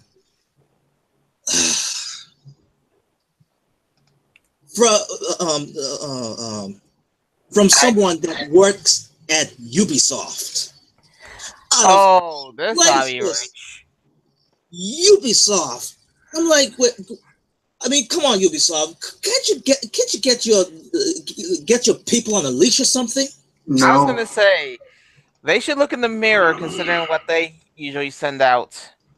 Well, I mean, here's what I'll say about the whole cultural appropriation thing. Okay, then they need to go after everyone, because let's keep it real. Anyone here has seen Tropic Thunder? Anyone remember that scene where Robert Downey Jr. is like, I'm a dude playing a dude impersonating another dude? Look, Mario is an Italian plumber from Brooklyn who lives in the Mushroom Kingdom, which is a land of mushrooms. His rival slash friend slash rival is Wario, who's supposed to be kind of like a Greek guy. All of this was created by a Japanese dude. You know, his first nemesis is a giant gorilla who lives in essentially a tropic country. Gorillas are natives of Africa. By the way, Congo jungle. Yeah, the Congo jungle. I mean, his nemesis is a giant friggin' fire-breathing turtle, which can also be described as Genbu, which is actually a Chinese creature, a Chinese monster, if you will. I mean, hell, all of video games is cultural appropriation. Yeah. And if they want to get mad, then Mario needs to get mad about. The Italians need to get mad about Mario. But you know what? Here's the thing. So many cultural runarounds with that kind of language. Yeah, but here's the thing. How it went down. When this person of Ubisoft basically tweeted out about that whole shenanigan, a lot of Latins or even Mexicans basically jumped on this person. It gotten so bad that the tweets that was there that they've done it basically erased and blocked everyone that replied to that tweet. Well, because they were trying to start some shit and it backfired. That's what that was. They sure saw that coming.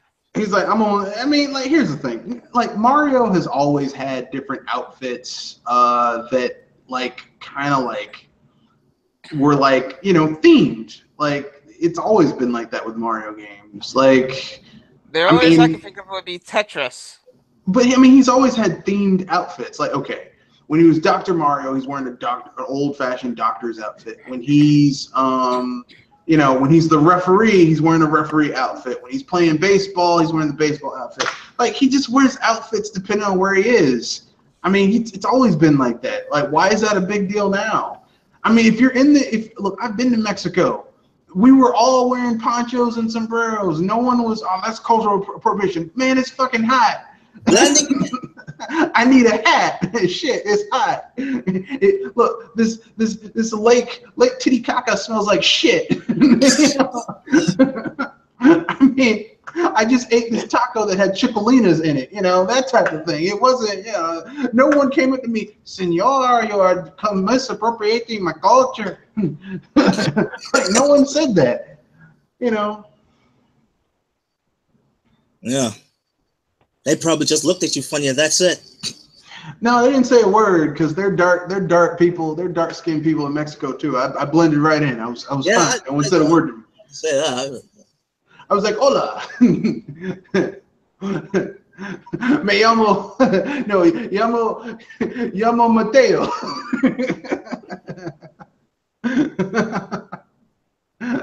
¿Cuánto te baño? Now, here's the thing that this topic actually jumped into the this very same topic in Video Game Facts. There was a discussion between these two users. Now, I can see both of their arguments where they're coming from. While one I'm much more in favor because I'm thinking more of an artist, and he himself is an artist. I'm also seeing the other person that would like to see more. Oh crap! What's the word I'm looking for? More representation in race, and I'm like, okay, that's good, but here's the thing: with this user, she isn't exactly basically screaming out of her lungs, well, based on how she types, to basically to have more representation. No, as long as these gaming companies actually do it, it was like, okay, I'll give them clap and then move on. But there was one thing that she basically asked about why Mario is Italian. Now, the other user didn't exactly answer that, and probably that question was basically rhetorical. But if not, I would like to give you an answer to that. Or let me just indulge you for a moment. The reason why Mario is a plumber, because they were basically trying to find a name for this video game character, because before he was known as Jumpman, and even before that it was Mr. Video Game. So there was no type of race whatsoever that was actually attached to Mario back then, until they actually got a person that came in their office when they were discussing about giving this character a name, and lo and behold, it's the landlord of that place, whose name is Mario Segali, who was actually an Italian, to basically told them to, you guys are late for rent. You guys better pay up real soon. And no, he didn't sound like that. He was like, "Hey, you guys I need my money. If you don't have my money, I bust your knee with a pipe wrench." And they're like, I was trying to avoid that, but anyway. Are you a plumber? I do a little plumbing on the side. Me and my brother Luigi, we plumb a little on the side. And they were like, "That's a good idea, Mr. Segali. What was your first name again?" "Hey, call me Mario." And they were like, "You know what? It might just work. It's insane, but it might just work." But you know what? That wasn't actually entirely accurate. It was more like these person that was discussing what to name Mario. One of them basically said, "You know what? Mario Segali literally has the same resemblance as our Jumpman." I was like, "Oh, lo and behold, we'll call him Mario, and he's Italian." That's it. It was simple as that. He was a short, fat white guy. That's sad for him. Well, I wouldn't. He wasn't fat. It was more like just the resemblance of his face. And that's all. He's a short, fat white guy. That's terrible. Mario, Mario is not the most attractive person in the world, really. Let's keep it real. He's not a good-looking person. As a matter of fact, he's kind of ugly. I mean, when you really get down to it, he's kind of fugly, actually. Like the women that he gets as a fugly man is amazing, because he's ugly. He looks horrific.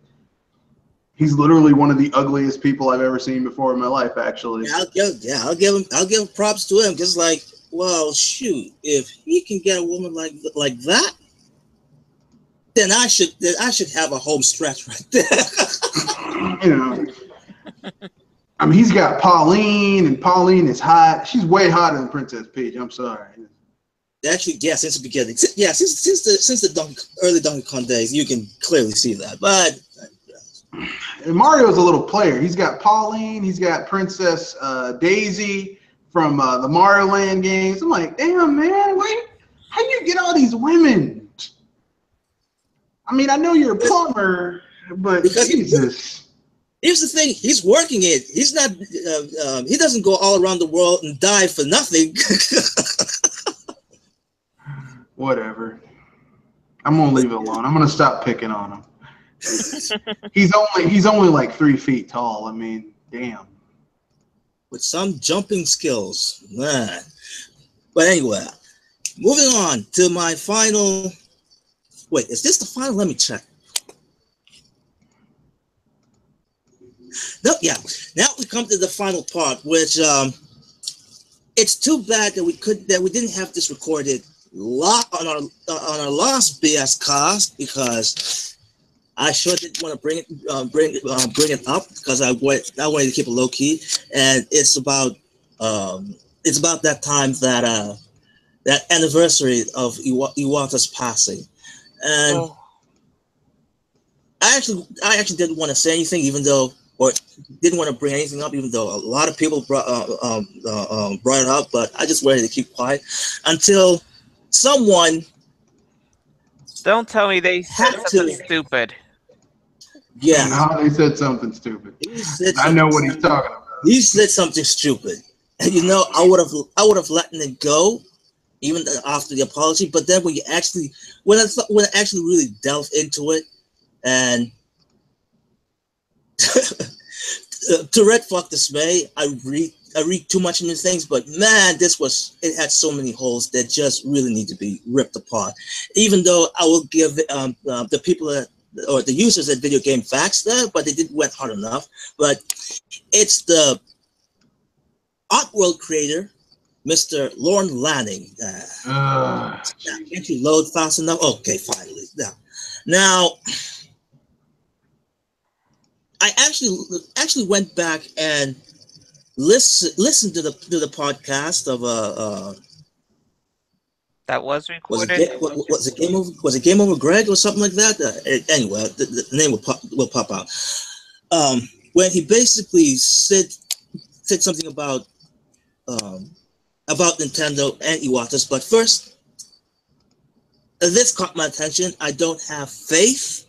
I have no faith. It's due to experience. I see a similar level of success than they had with previous generation, Wii U and Wii. Can't say really much about that, but just to have no faith, I'm like, okay, why do you have no faith of Nintendo, and specifically these two generations? But then when you get deeper, it's like, how successful was it for third parties? By the end of the life of the Wii, who else was making money aside from Nintendo? How many titles sold for the Wii that weren't Nintendo first party? They started basically evaporating third party support. We get the Wii U, same, no third party support. Now, it's kind of disingenuous just for that statement alone. I mean, how successful was it for third parties by the end of the last second Wii U? Who else was making aside from Nintendo? I could name at least one. The developers, or say the publishers, that made that second Dead Space title. No, not that one. I should probably just say Capcom, or even EA, or even Ubisoft. But to say that only this is implied that only Nintendo was making money. I'm like, that's a bit ingenuous, because I know there was some other companies besides Nintendo that actually make money, and on top of that, actually use that money to fund their games on the 360 and PS3. So at least one actually got something out of the Wii, and possibly even the Wii U. But then when we went to this statement here, you would think, okay, the Switch, it's mobile, this is interesting. How well are the other developers going to bring titles over? Not very well, because you're going to have to spend more time, energy, and effort to get it on that console, an underpowered console that's going to have fewer units in the market. An underpowered console. Let me guess, Lord Lanning, did you make any games that was actually beefy enough that considered the Wii U underpowered? You know what? I'm not going to say anything. I'll let Red Fox just hammer down on this. Well, let's just keep it real for a second. Lorne Lanning made no games for a Nintendo console, period. Except for the new and tasty games, which came out for the Wii U. There were no games that Lorne Lanning made for the N64. He made 2 games for the PS1. And then when Sony stopped pushing Western third-party games at the time, he got into Microsoft's pocket, and they pushed Munch's Odyssey and Stranger's Wrath. And like Munch's Odyssey came out in 2001, Stranger's Wrath came out in 2005, and Lorne Lanning hasn't made a new game with Oddworld for 12 years now. Oh no, 10, because New and Tasty came out. No, 17 years. Ow. No, not 17. Sorry, 12. I'm right. 12. He hasn't made, because New and Tasty came out earlier this year on PC, PS4, Xbox One. I mean, but that's a new game. So he hasn't made. I mean, that's a remaster. He hasn't made a new game in 12 years, and like none of them, like Nintendo was never the lead platform for any of them. So, I mean, like Lorne Lanning needs to do us all a favor and go shut the fuck up. That's what he needs to do. And just make a game. Just make a game. You know, no, he just needs to shut the fuck up. Period. Just because, I mean, let's keep it real, okay? Lorne Lanning is not a great developer. Okay, he's not. Like Oddworld is okay, but it's a very niche franchise. It's not like, oh my god, I have to have Oddworld. It's okay. I mean, it's not great. It's okay. It's all right. You know, my world has it. Like, I mean, I always thought Oddworld was a really awesome franchise, but the problem was that it was always kind of mishandled a little bit. Like, you never knew, you never knew where Oddworld was going. You know what I mean? Like Stranger's Wrath is a fun game. The controls are garbage, but it's a fun game. You know, Oddworld is a good franchise, but like it was never handled correctly.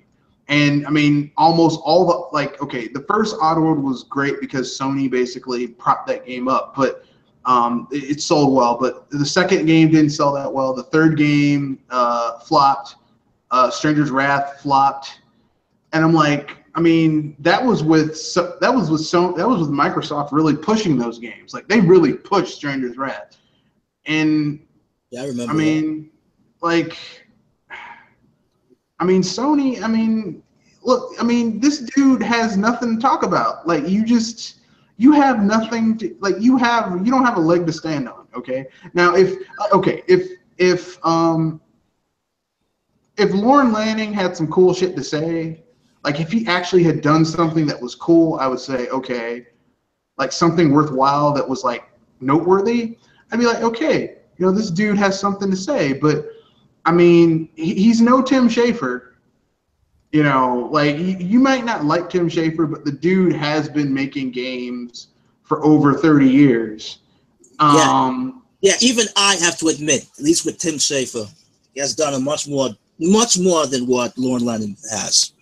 So, you know, like my advice to Lorne Lanning is you need to go shut the fuck up, dude. I mean, I have no faith. Well, you know, I don't have any faith in I have no faith in fucking in Oddworld games because they don't sell well, and you know, they do nothing that's really new or interesting. The only thing that's fun about them is the gas button. Well, the pass gas, but I mean, look, the Oddworld games aren't terrible, but they just aren't fun. No, I mean they're fun, but it's just like they're very European. Okay, like they're very European. What do you mean by that?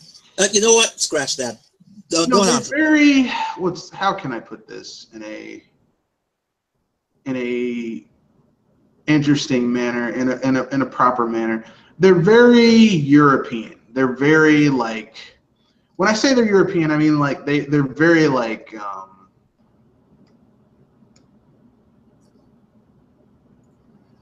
You going to say they have an acquired taste? No, I mean, think of it like this, okay? When you play, like, let's say you're playing a game like, let's see, like Rayman. Rayman is a platformer, but it doesn't play like any other platformer. You know what I mean? Like, it doesn't play like a Mario game. Because it's European. Like back in the day, different regions had different ways they made games. Like European style platformers were vastly different from Japanese style platformers, which were different from American style platformers. They're all very different. They have their own way of doing things. And I'm okay with that. All right. Yeah, I can see that. But yeah, homeboy needs to shut up. That's what he needs to do. Yeah, that's what homeboy needs to do. He needs to sit down. He needs to sit down and build his portfolio up.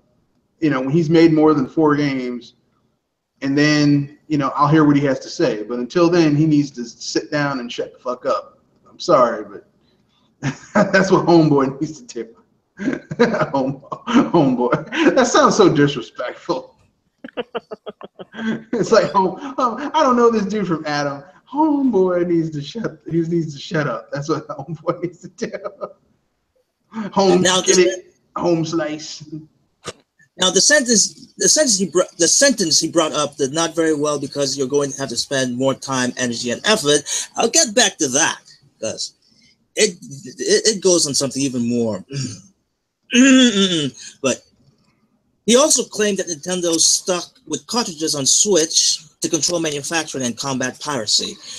It's all about Nintendo first, he said. The Oddworld creator also stated that he felt Nintendo had to change and that the company's lack of progression was an annoyance for the late Satoru Iwata. The thinking has to change. The biggest problem I see at Nintendo is the thinking. Personally, I think it killed Iwata that he couldn't move the organization into a really successful arena. Yeah. Now, we can tell where that could go. Down the toilet along with his career. Yeah. Now, what's even more saddening about this is when he spoke. It's a tragedy because Nintendo brought this business back. We're all playing today because of Nintendo's valiantness. Then they controlled quality. They had controls, which were really part of its longevity and made the game business a valid space again. Now those controls, they really need to get the 21st century about it, and they're not. Now, let me get this straight. I will give him credit that he took back his words about Iwata. Yeah, poor choice of words, but that's the only thing he took back. Everything else is fair game. Now, here's the thing. I kind of find it really, really hard to say that Nintendo's the one who drove Iwata's to his passing. So let me get this straight. So the reason why Nintendo, the reason why you're not going to give the reason why Nintendo went double down on the Wii U, because guess what? Who got Nintendo in that situation with the Wii U? themselves in a way, but then the biggest is third parties. Why? Because Iwata extend his hands to third party to say, "Hey, you guys come in. You guys are going to have the show floor. You guys are going to push the Wii U." And then after that 6, heck, even 9 months or even a year, they were like, "Yeah, it's not working for us. We're out of here." Not on top of that, the fact that some of these third party companies actually came out with a broken game, at least one. Another game that is third in the series, but the trilogy came out on a different system. Yes, full price, mind you, for this one game compared to like you said, compared to the one that actually has the entire trilogy on the other consoles, on those excuse me, on those last gen consoles. But I guess third parties that went about this whole thing, yeah, they're going to get a pass because you know what, Nintendo's the one who brought Iwata to his passing. I'm like, are you bloody kidding me? Do you really understand what words are coming out of your mouth when you're saying this? Because like you're saying, apparently not with his intelligence. Yes, and also on top of the whole Nintendo brought this business back, and the whole control thing of Nintendo. So let's see. Without this, then they controlled the quality. They had control, which were really part of the longevity they made game business about again. Now those controls, those very same controls, so they're not anymore. Have to be 21st century. So let me guess, you're telling me, or more like, what are you trying to say? You mean to tell me that you actually loved that control of quality back then? Now you hate it.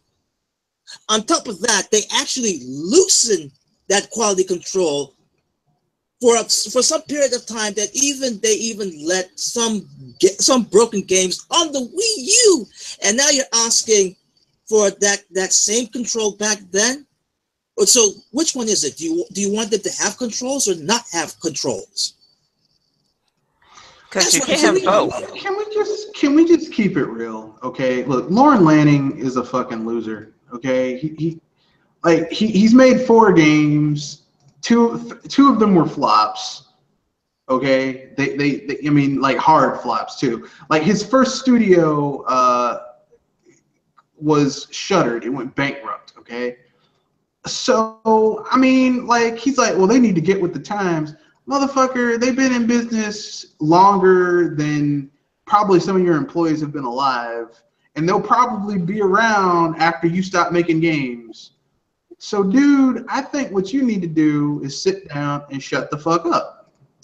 That's what I think. That's just my own personal opinion. I could be wrong. Right. And then the icing on the cake. Oh, the proverbial icing on the cake that even though this man basically blasted the company, but then again, the cherry on top is it's not like we lost money. We could have done way better. Well, that's on him. Look, it's not Nintendo's. Okay, unlike Sony, who basically really pushed Abe's Odyssey on the PS1 and Abe's Exodus on the PS1. Nintendo, it's not Nintendo's job to push your games. Nintendo's job is to push their own games. Like, Nintendo is supposed to market their shit first. So they need to market Splatoon and Splatoon 2 and, you know, Mario Odyssey and Xenoblade Chronicles 2 and stuff like that. It's not their job to market Street Fighter 2 and Bomberman and all that stuff. That's third party stuff. That's the third party. That's your problem, dude. That's like me getting. That's like if I had. That's like my dog. That's like me saying, "Oh man, my neighbor didn't want my dog." That's not my neighbor's job. Yeah, I mean, if he actually lost money on his games, on the Wii U. That's still his problem. It's still yeah. I could understand it. I can understand him where he's coming from a bit more, but yes, it's still his problem. Yeah. On top of that, even that statement that he said that it basically Nintendo's the one that's making money for themselves, and I'm like, really? Now, Mr. Lanning, you did mention about the Wii U, which sold the least out of the 3 consoles in that generation, and yet I still remember there was an indie conference back then that some indie developers basically put a graph and showed you that most of the profits they got was on a Wii U system. Yeah, but that doesn't count. Or even what the 3DS. Oh, like you said, that does the 3DS doesn't count. Like everyone says. Oops, not it should count for these guys. so yes, you can see how I pretty much obliterate all his statements. But hold on, but before that, I see where he's coming from, because when I look at when I listen at the cast that he was presented in, he comes off as the kind of person that he does not like competition. He likes likes collaboration. Really? So that's why he basically let Sony push his games, because he couldn't compete against the other platformers that were on the system. Yeah, you're right. That makes total sense. Yeah, but then here's the thing: there was some for the lack of a better word, one of the presenter that was there. He was like, "Why can't we have both?" And I'm like, there's a time to have competitiveness, and there are other times collaboration. So yeah, even though those two will fluctuate in a freaking business industry, make money, but I'm like, yeah, I see you're the type of guy that you basically just need help. He needs something. Well, no, all he needs is a swift kick in the pants. That's what he needs. And the thing is, okay, I get you don't like competition, but then there's the good side of the competition, and there's the bad side of the competition. And with Lanning, he was mostly talking about the bad side of the competition, but to the point that it was like you think what he was saying, that any type of competition was bad. And I'm like, oh my gosh, man, watch what you're saying, or think before you say anything, man. But well, he is an idiot, so. And I thought I was an idiot. No, Lorne Lanning is kind of he's not a bright dude. Like I said, if you really want to know the measure of a business person, see how successful they've been in business. And Lorne Lanning is not what I would call, how can I put this? Intelligent? No, like I said, he sucks. He sucks at business. He's not good at it. I said intelligent. I didn't say what kind of intelligent. Good one, Jewel. Good one. Thank you very much. It seems like, yeah, he really does need any kind of intelligence.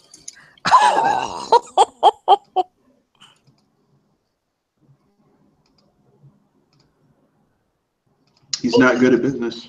Oh, yes, it was an episode of Kind of Funny. Yeah, it's kind of funny that he's had multiple flops and he keeps on running his mouth. Yeah, the Game Over Gregory show. Man. They need to kiss my ass. Why do you think? I mean, it's not a grocery store's job to make sure your product sells, right? It's their job to make sure their own shit sells. Whether or not your shit sells is inconsequential. That's the thing that I think that guys like this guy likes about the other two systems. Well, the other two systems are so dependent on third party that they do anything to at least get some kind of profit. That's true. Yep. You know, Sony would sell their mother to a third party if it meant they get support for it. But yeah, I mean that's what we're living in now. That's the industry we live in now, which is sad because that's not helping the industry get better. Now I say, God rest his soul, Iwata. But Mr. Lanning, you really overstepped it, and not in a very intelligent way either. Well, like I said, Lord Lanning is a loser. And this is me coming from a person coming from looking at from the outside in, well, or mostly like as a consumer. Lord Lanning is a loser. And I mean, like I said, I've always liked Oddworld, but Lord Lanning is a loser. He's someone, like, clearly he's much better at being in the back room and being in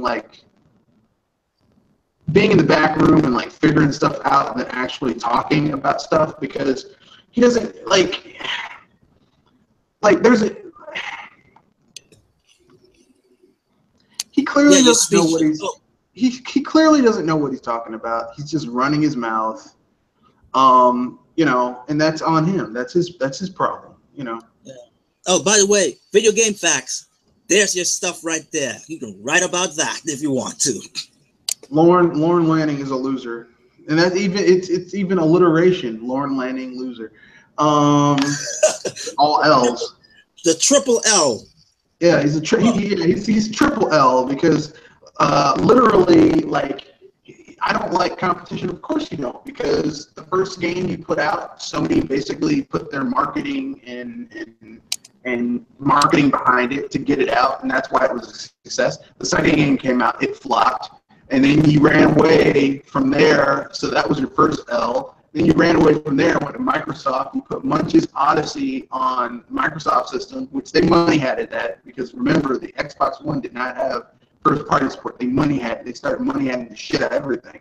Munch's Odyssey, that flopped. That's your second L. And then you came out with Stranger's Wrath, which Microsoft put a lot of money behind that game. It's an Xbox exclusive. It's awesome. I was like, that game looks like it could be on the GameCube. No. It can only be done on the Xbox. That too also flopped. Your third L, and your company fucking went bankrupt. That's another L. So that's 3 L's really. Oh, yes, I forgot about that. Oh, boy. Yeah. So, yeah, Lauren, yeah, you're a loser. Go sit down, shut up, be quiet. When you can run a multi-billion-dollar company and not have it go bankrupt, like, when you can have a product fail and you still make money, then you can talk shit about Satoru Iwata. Until then, my advice to you is shut up. Be quiet. Really? Go drink a Coke. I don't know. I like Coca-Cola. Too bad. I bet Dr. Feelgood has to know what I said. And I really wanted to get his own input on this, but I guess that's going to be another time.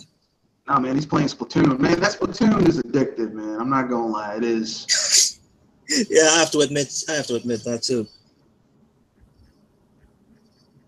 But yes, that's all the news that we've missed. Dang. So there you go, folks. That's everything we had to say. I don't have anything else to say except, I mean, anyone have anything else they want to bring up before we wrap things up? Because we went a little bit over, but it was worth going over for this because there was some shit that needed to be said. Yeah. Anything else? Anything have anything they want to plug? Any movies? Not that I know of on the spot. Okay, right. Nothing else. Well, there is this recent news that came about. Now we all know that back in Japan, people were having issues of buying the Switch. Yeah. Stock issues. Well, apparently it's so bad that some people over there is actually committing fraud or fraud is now becoming kind of an epidemic over there. They're getting a Switch. But from Nintendo Everything, the Switch is a hit thus far, and the system is selling extremely well. Sadly, that success and the lack of stocks is leading to some unfortunate situations in Japan. One issue concerns fraud, which is even being reported by major TV outlets. And there's one that's particularly that they were following. One Twitter account recently sent out a message stating that it could sell consumers a Switch cheaper than the standard price.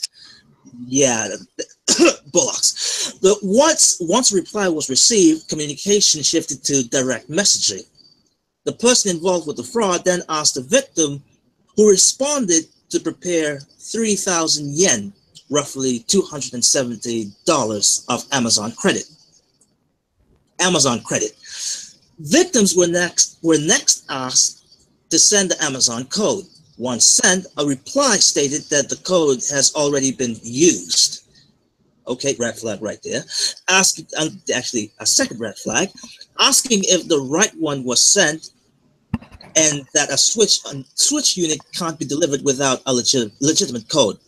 The fraudulent Twitter account then disappears and all hell breaks loose. Many people in their mid-teens are being swindled and are losing savings from their part-time jobs and allowances. One boy in junior high school tweeted about the loss because of a fraud and asked for help, and even said in a message that he really wanted to die. However, a lot of people instead claimed that the fraud was his own fault. I would say, it was his fault. Yeah, bluntly, but yes, it was his own fault. The victim had already deleted his Twitter account, but CGC_game_create randomly tweeted at the teen and said his company had one Switch left. If the boy was fine with it being used, he would give it to him for free. The victim did return and replied back, stating that he wanted the Switch. Here's a portion of the direct message that CGC Game Create sent to this fellow. I also had been swindled by Wii U fraud before, but one of my friends gave me one for free while I was crying myself to sleep. I bought Splatoon for Wii U, and I love Splatoon as much as I still kept playing it. So when I saw you, I thought about what I could do. I can help more children play video games, and they are going to support the future of the games industry. So this is just a small token of my appreciation. I will send you a Switch for free. There are a lot of adults tricking you, but you already learned from this. So I hope you will be careful from now on, and please keep playing video games a lot from now on. Not believing that CGC Game Create intentions were pure, many people paying attention to the situation tweeted at the boy and said that he would be trapped with fraud once again. Some major online blogs also reported on how naive he was being. To be honest, I kind of understand how many would see this as a cautionary tale that this dude is going to get duped again, but ultimately, CGC Game Create gave the teen a Switch for free and wasn't even used. His company didn't actually have a Switch, but he felt badly that so many people were so suspicious about his behavior, and he was also sympathetic. So CGC Game Create bought a new one from Yahoo Auctions, basically Japanese eBay, at an expensive price and gave it to him. The man is working as a vice president for a game developer, but he hasn't clarified the company or his real name yet. This particular situation mainly concerns one person's fraud, though major TV news and news outlets are reporting on this savior story. It seems like in Japan, I mean, it's getting so hard to get a Switch in Japan. I'm surprised if you won't hear in the next few weeks, people are turning tricks for a Switch. Now that's fucked up. people offering that for a Switch. Oh God, that was a bad one. Well, remember when gas got so expensive in in America where people were offering sex for gas. Oh, like half a tank, half a tank, a half and half, full tank, the whole nine. I'm not even gonna say it. I'm just saying. Look, man. All I'm gonna say is this: I haven't heard of anyone offering sex for PS4s or Xbox Ones. That's all. That's all I'm gonna say. Come on, man. That's a low blow, even for me, man. That's all I'm gonna say. That's it. But I mean, in all seriousness, though, Splatoon is a fucking phenomenon in Japan. Like, it's really big in Japan. So, I mean, what can I say, man? I mean, look, if Nintendo can get their supply of things, Nintendo's gonna own Japan by the end of this year. Oh yeah, like, speaking about supply, I was looking for the comment sections on this, and for some there has to be that one comment that makes me lose my brain cells, because apparently this person wrote that all of this situation that the Switch is out of stock is Nintendo's fault. And I'm like, this is one of these comments. I'm like, how can it be Nintendo's fault when the company or the manufacturers that are manufacturing the console can't get it fast enough? Well, I mean, they do have some blame. Like, okay, you can tell when something is going to be a hit, or when you think it's going to be a hit. But they also didn't want to be like they were with the Wii U, where they had more stock than they could sell because people weren't buying it at a fast enough rate and having to pay for shelf space. But they could have potentially, in hindsight, maybe had more components stockpiled to make more at the time.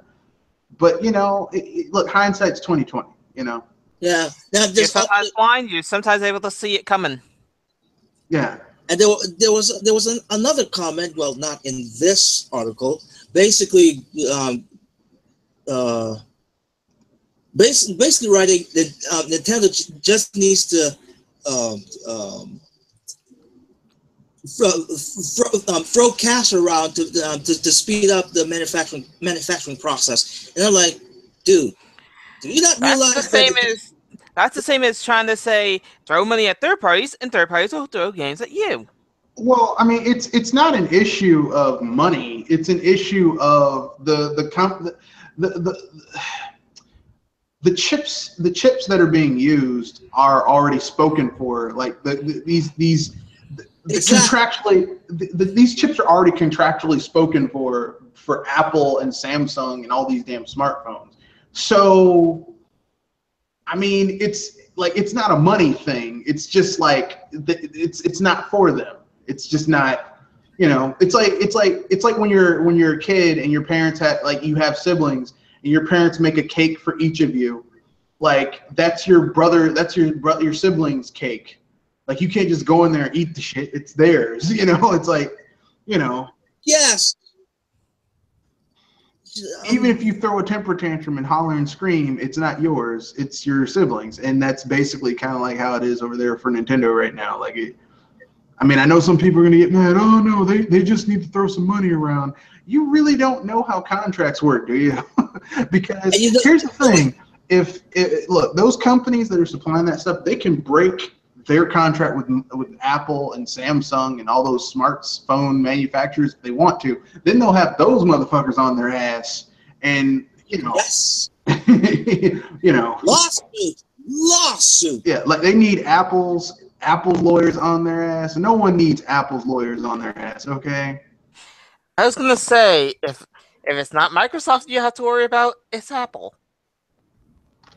With how much power they got. Or at least how deep their pockets are. Apple's pretty bad, but I'm just saying, Yeah. It's just, people, please think before you post. No, even if you write, think what you wrote before you press that enter button. No, man, they don't do that. They just they say things. They have diarrhea of the mouth. They just say stuff, and it's like, dude, do you know what you just said? Makes no sense whatsoever. Are you aware that you just said some really stupid stuff? No, I'm gonna say whatever I want to say, because it's my opinion, and it must be right, because it's my opinion. Oh, but your opinion has no basis in fact. I don't care. I'm right, because it's my opinion. That's basically how they. That's basically their argument. That's how they make their arguments. I'm right because it's my opinion, which is, I mean, I wish I could win all my arguments like that. Yeah, that's illogical fallacy. Yeah. But whatever. It is what it is. Well, that's all I got. Okay then. So, anyone have anything else they want to say before we wrap things up? Doc, I know you're playing Splatoon, but. Nah, I'm good. I'm gonna ask you guys a question, and I'm gonna wonder about this. At least as far as your honesty. If there's no news about something that's certain to be coming soon, in a sense, do you want duct tape, or do you want the megaphone? Do I want a duct tape or a megaphone? You mean do we want people to just be quiet about it, or do you want them to be loud and Yeah. Like tell everyone about it? I don't know. It's like could you give us a hint as to what you're talking about? Because I'm not exactly sure. This is about the lack of news going on with the fact that people are speculating on Pokemon Sun, Ultra Sun and Ultra Moon. Oh well, that's another thing. Thank you for saying that, Joel, because that's another thing I almost forgot to bring up. As I said, megaphone or some duct tape. Now, back at E3, when the creator of Pokemon, I forgot his name, he basically announced that they were making a core RPG Pokemon game. I see a lot of people confuse that with mainline Pokemon game. Reason why I asked. Yeah, there's a difference between those two. But now, or sometime later, Reggie. Now this is where it gets really. This is where I get really frustrated with PR. Now Nintendo's the one who's getting this shit. Now Reggie is basically saying that what the Pokemon creator said. No, this is a mainline Pokemon game. And I'm like, oh dang, Reggie, you just opened up a whole can of worms, because now everyone is going to go by your word that it's a mainline Pokemon game, and I hope, to goodness sake, that Reggie is wrong. Well, hope to goodness sake, for Reggie's sake and Nintendo, that Pokemon game for the Switch is going to be a mainline game. The creator said it. Wrong. The creator said it during E3. We're making a mainline Pokemon game for the Nintendo Switch, but he said, but it is still a ways off. But the creator of the Pokemon company himself, he said we're making a mainline game for the Switch. So you ain't got to hold Reggie to shit. He said it during E3. Wait, no, Dr. Feelgood. He specifically said core RPG Pokemon game. He did not use the word, or they didn't even translate to say mainline Pokemon game. There's a difference between those two. If it's a core Pokemon game, what are the core games have you noticed? Like, Pokken is a new fighting game. It's a new IP. And you have the Pokemon Stadium games, but those are not really core games. They're spin-offs. You're forgetting if he had to, you got to ask yourself, why would he come out and say that? Because fans have been wanting one on the console, right? You're forgetting one other type of game that I actually do consider a core RPG Pokemon game. That is Pokemon Gale Darkness. Pokemon XD Gale Darkness and Pokemon Coliseum, right? Nope. It's more than just Pokemon Coliseum. There was actually a Pokemon Coliseum. Pokemon Coliseum and Pokemon XD Gale Darkness. I said both of them. Yeah, here's the thing. When I say, look, when he says a core game, I think he means literally a game made by the Pokemon Company. So it's going to be a game made by the Pokemon Company, maybe set in the same universe or similar universe. Do I think it's going to be a Pokemon game like the ones we've had on the handhelds? No, I do not. And the reason I say that is because you cannot sell people a game that's only a prettier version of shit they already have played on a new console. You can't do that. That's lazy. And I don't think the Pokemon Company is that lazy. You know, I was about to say, that's a backlash punch. I don't think they're that lazy. I don't think they'd be that lazy to do something like that. I think that people just need to be like, look, the 3DS isn't going anywhere anytime soon. Don't throw away your 3DSs. There's still going to be games coming out for it, and that doesn't look just because they're making a core game from their thing doesn't mean they can't make a Pokemon Asteroid. They made Sun and Moon, so why not or Comet or something like that?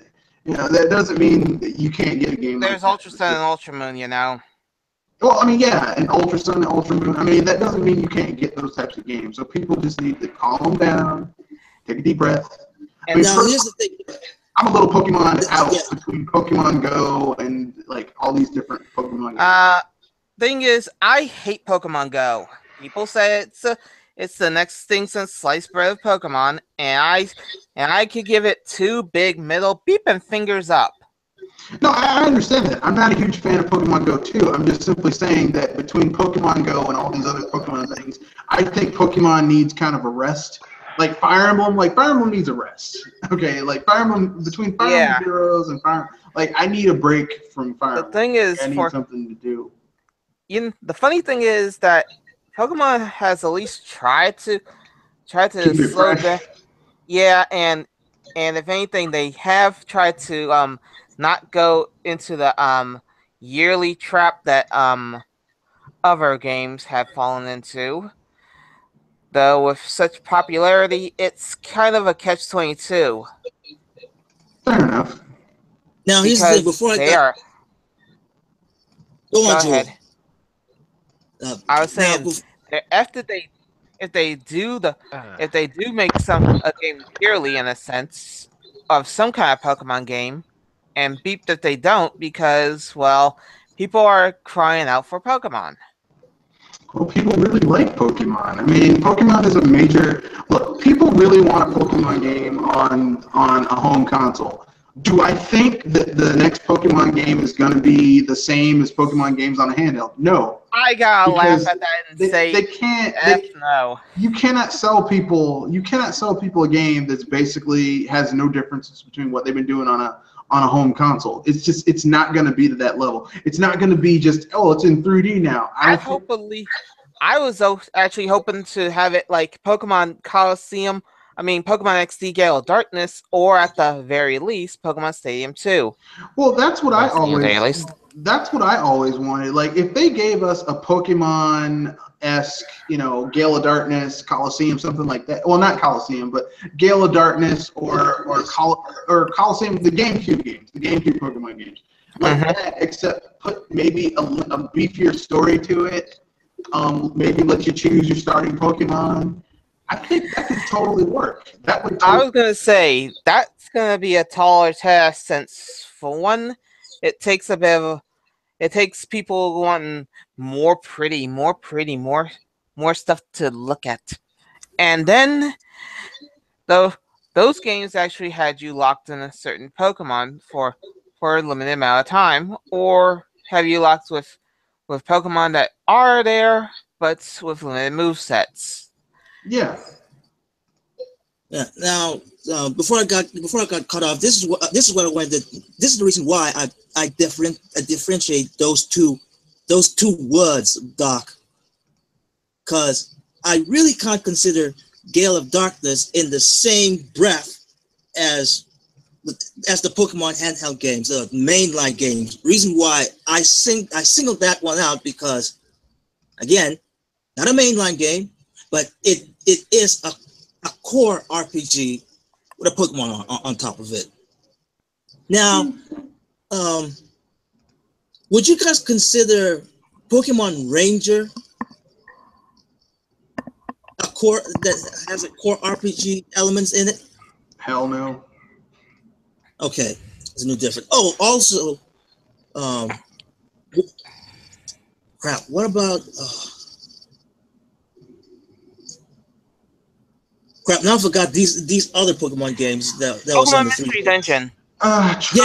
Mystery Dungeon. Mystery Dungeon is closer to a core RPG than.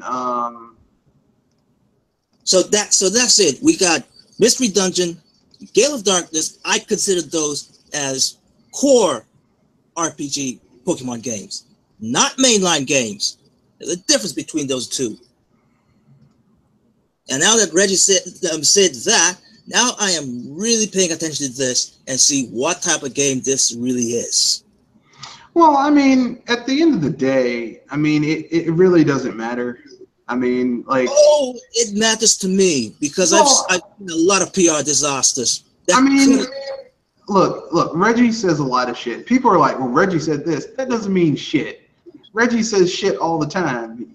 I don't believe everything Reggie says. I mean, Reggie is cool, but, I mean... if you're using Reggie as your point of you know, well, so-and-so said this. If you're using Reggie Fils-Aimé, I feel sorry for you. But here's the thing. Yeah, but here's the thing. Most of what he said, the way he say it, he can actually get away with it. Yeah, because he covers his ass, but that doesn't necessarily mean, like, you know. Yeah. So because Reggie. I'll say this to any game out there, straight up. Listen, regardless of what these people may say, all these businesses, all these companies, at the end of the day, although Nintendo less so than the most, they have PR people. They have certain people that come out and say certain things, even though sometimes even they aren't really in the loophole as to what's going on behind doors. But at the end of the day, don't believe shit until shit happen. Like, you shouldn't take anything to heart until the shit actually releases. So if Nintendo says we're making a mainline core Pokemon game, you shouldn't assume shit, because even though I know what I heard, I believe it's like going to be similar to ones on the 3DS.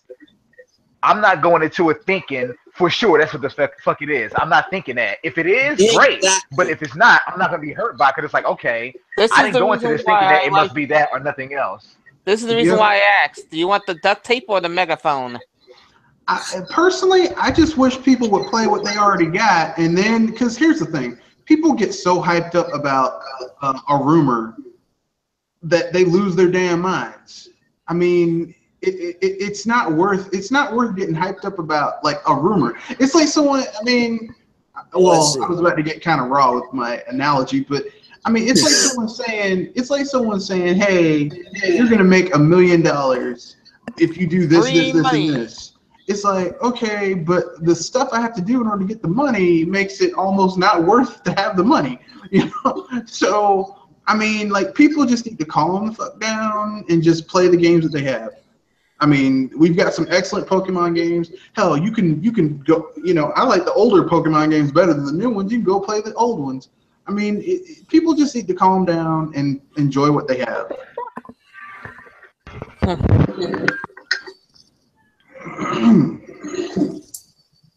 Yeah.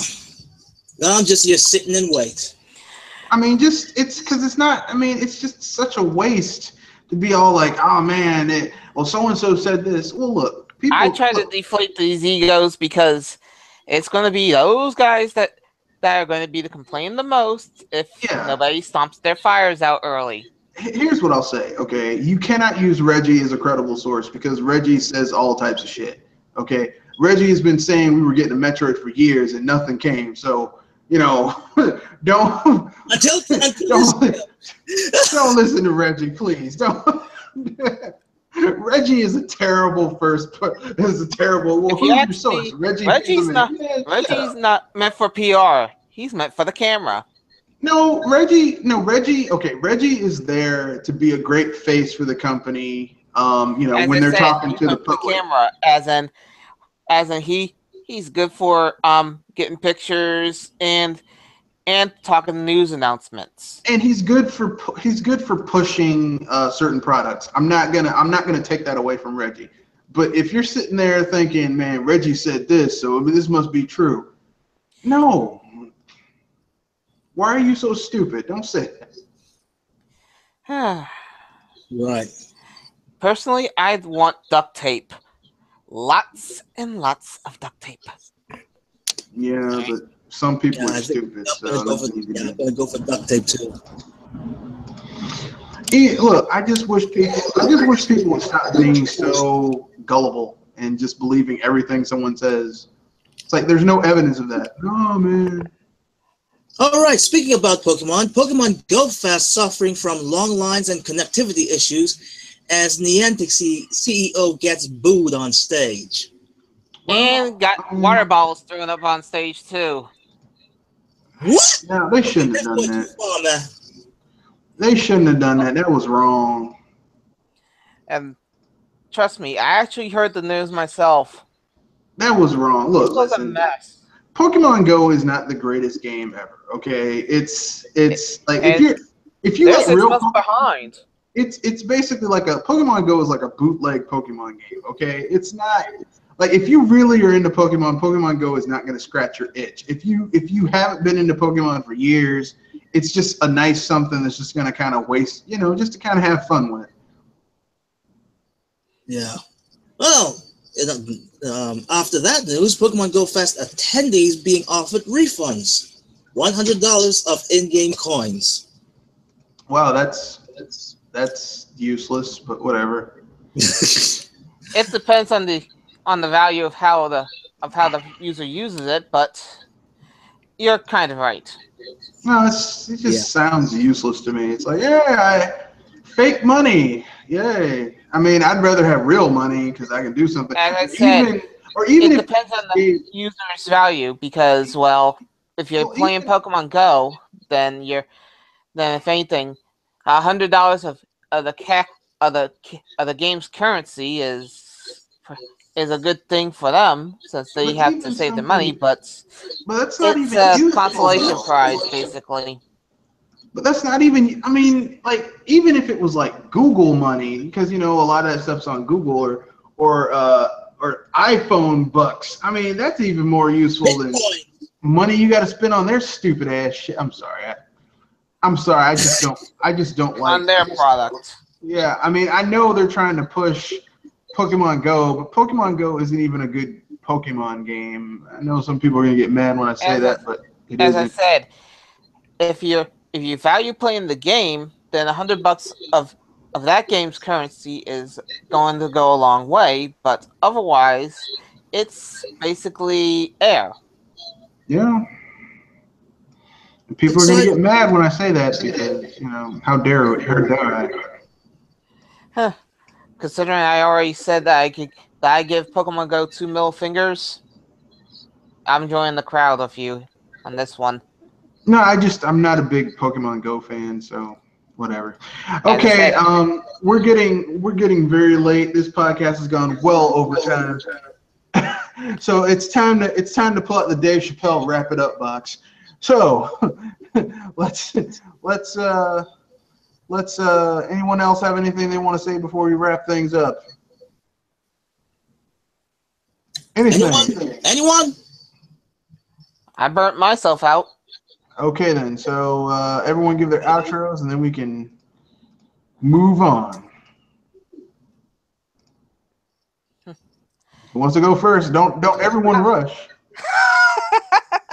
Okay. This is the Major Gaming Jeweler Eli Moonstar, wishing all you a good night and sorry for being late. I had interesting dinner with family. It sounds like it was uncomfortable. That almost sounds like it was an uncomfortable dinner. Let's just say the annoying parts of family were all there. Yeah, man, that happens sometimes. Yeah. Family is, you love them, but sometimes you're just like, look, family Yeah. Can't live with them. Can't live without them. Yeah. They like that sometimes. Dr. Feelgood. Yeah. Give your sign off. Dr. Feelgood. I ain't really do shit. I was too busy. I'll admit Splatting that. I people, apologize. we know. The sniper's actually been pissing me off because my teammate don't even know how to kill his ass. But anyway, I'm signing off. Peace out.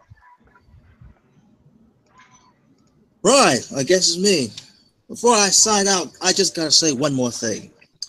To the people that disgrace the Wii U and loving the Switch, or the ones that say it's a good thing that the Wii U failed because we got the Switch, I just got one thing to ask. Is it really worth it? Because to me, let's just say if the Switch actually had a bit longer lifespan, maybe a 4 or 5 years, we could have had a better Switch. But who's to say? And on top of that, also with all the stuff that the Switch can do, it's still a drawback, at least to me, because the Wii U, at least you got 2 screens on that. And to the people that says that Nintendo or even other companies that did diddly squat with the dual screen gameplay, I'd say, well, here's the reason why the Switch is not having that, because I actually thought that possibly the Switch would have been something of a reversal dual screen of what the Wii U was, as in instead of the signal from the Wii U signaling the gamepad, they have the Switch screen signaling the dock. Still have that same function, but in a different way. And the people that actually, again, said that they hate the dual screen, and Nintendo and other third parties that actually done something about it, but say that they didn't do much, I would say to you guys, F you. F you, F you, F you, F you, even though God forbid to say thank you, but F you for being a stupid mongrel, for just being angry over the most stupid stuff.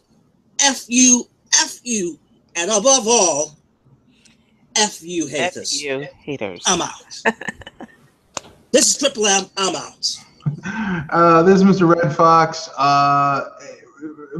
Triple M basically got all the FUs I want to say, but there's one more FU I can say, and it's where you F'd yourself. You people hated the Wii U, but you're loving the Switch when the Switch is nothing but a Super Wii U. So you're dumb on top of F'ing yourself. So with that, the only thing I would miss about the Wii U big time would be the fact that you got 2 screens to play with instead of 1. Yeah, the dual screen experience cannot be replicated. Like, Splatoon 2 is a great game. I'm loving it, but man, if it had that second screen. But anyway, yeah, Splatoon 2 suffers without the second screen. It really does. You miss it when it's not there. But with that being said, this is Mr. Red Fox. I got nothing to say except, gaming is fun. Do it for fun.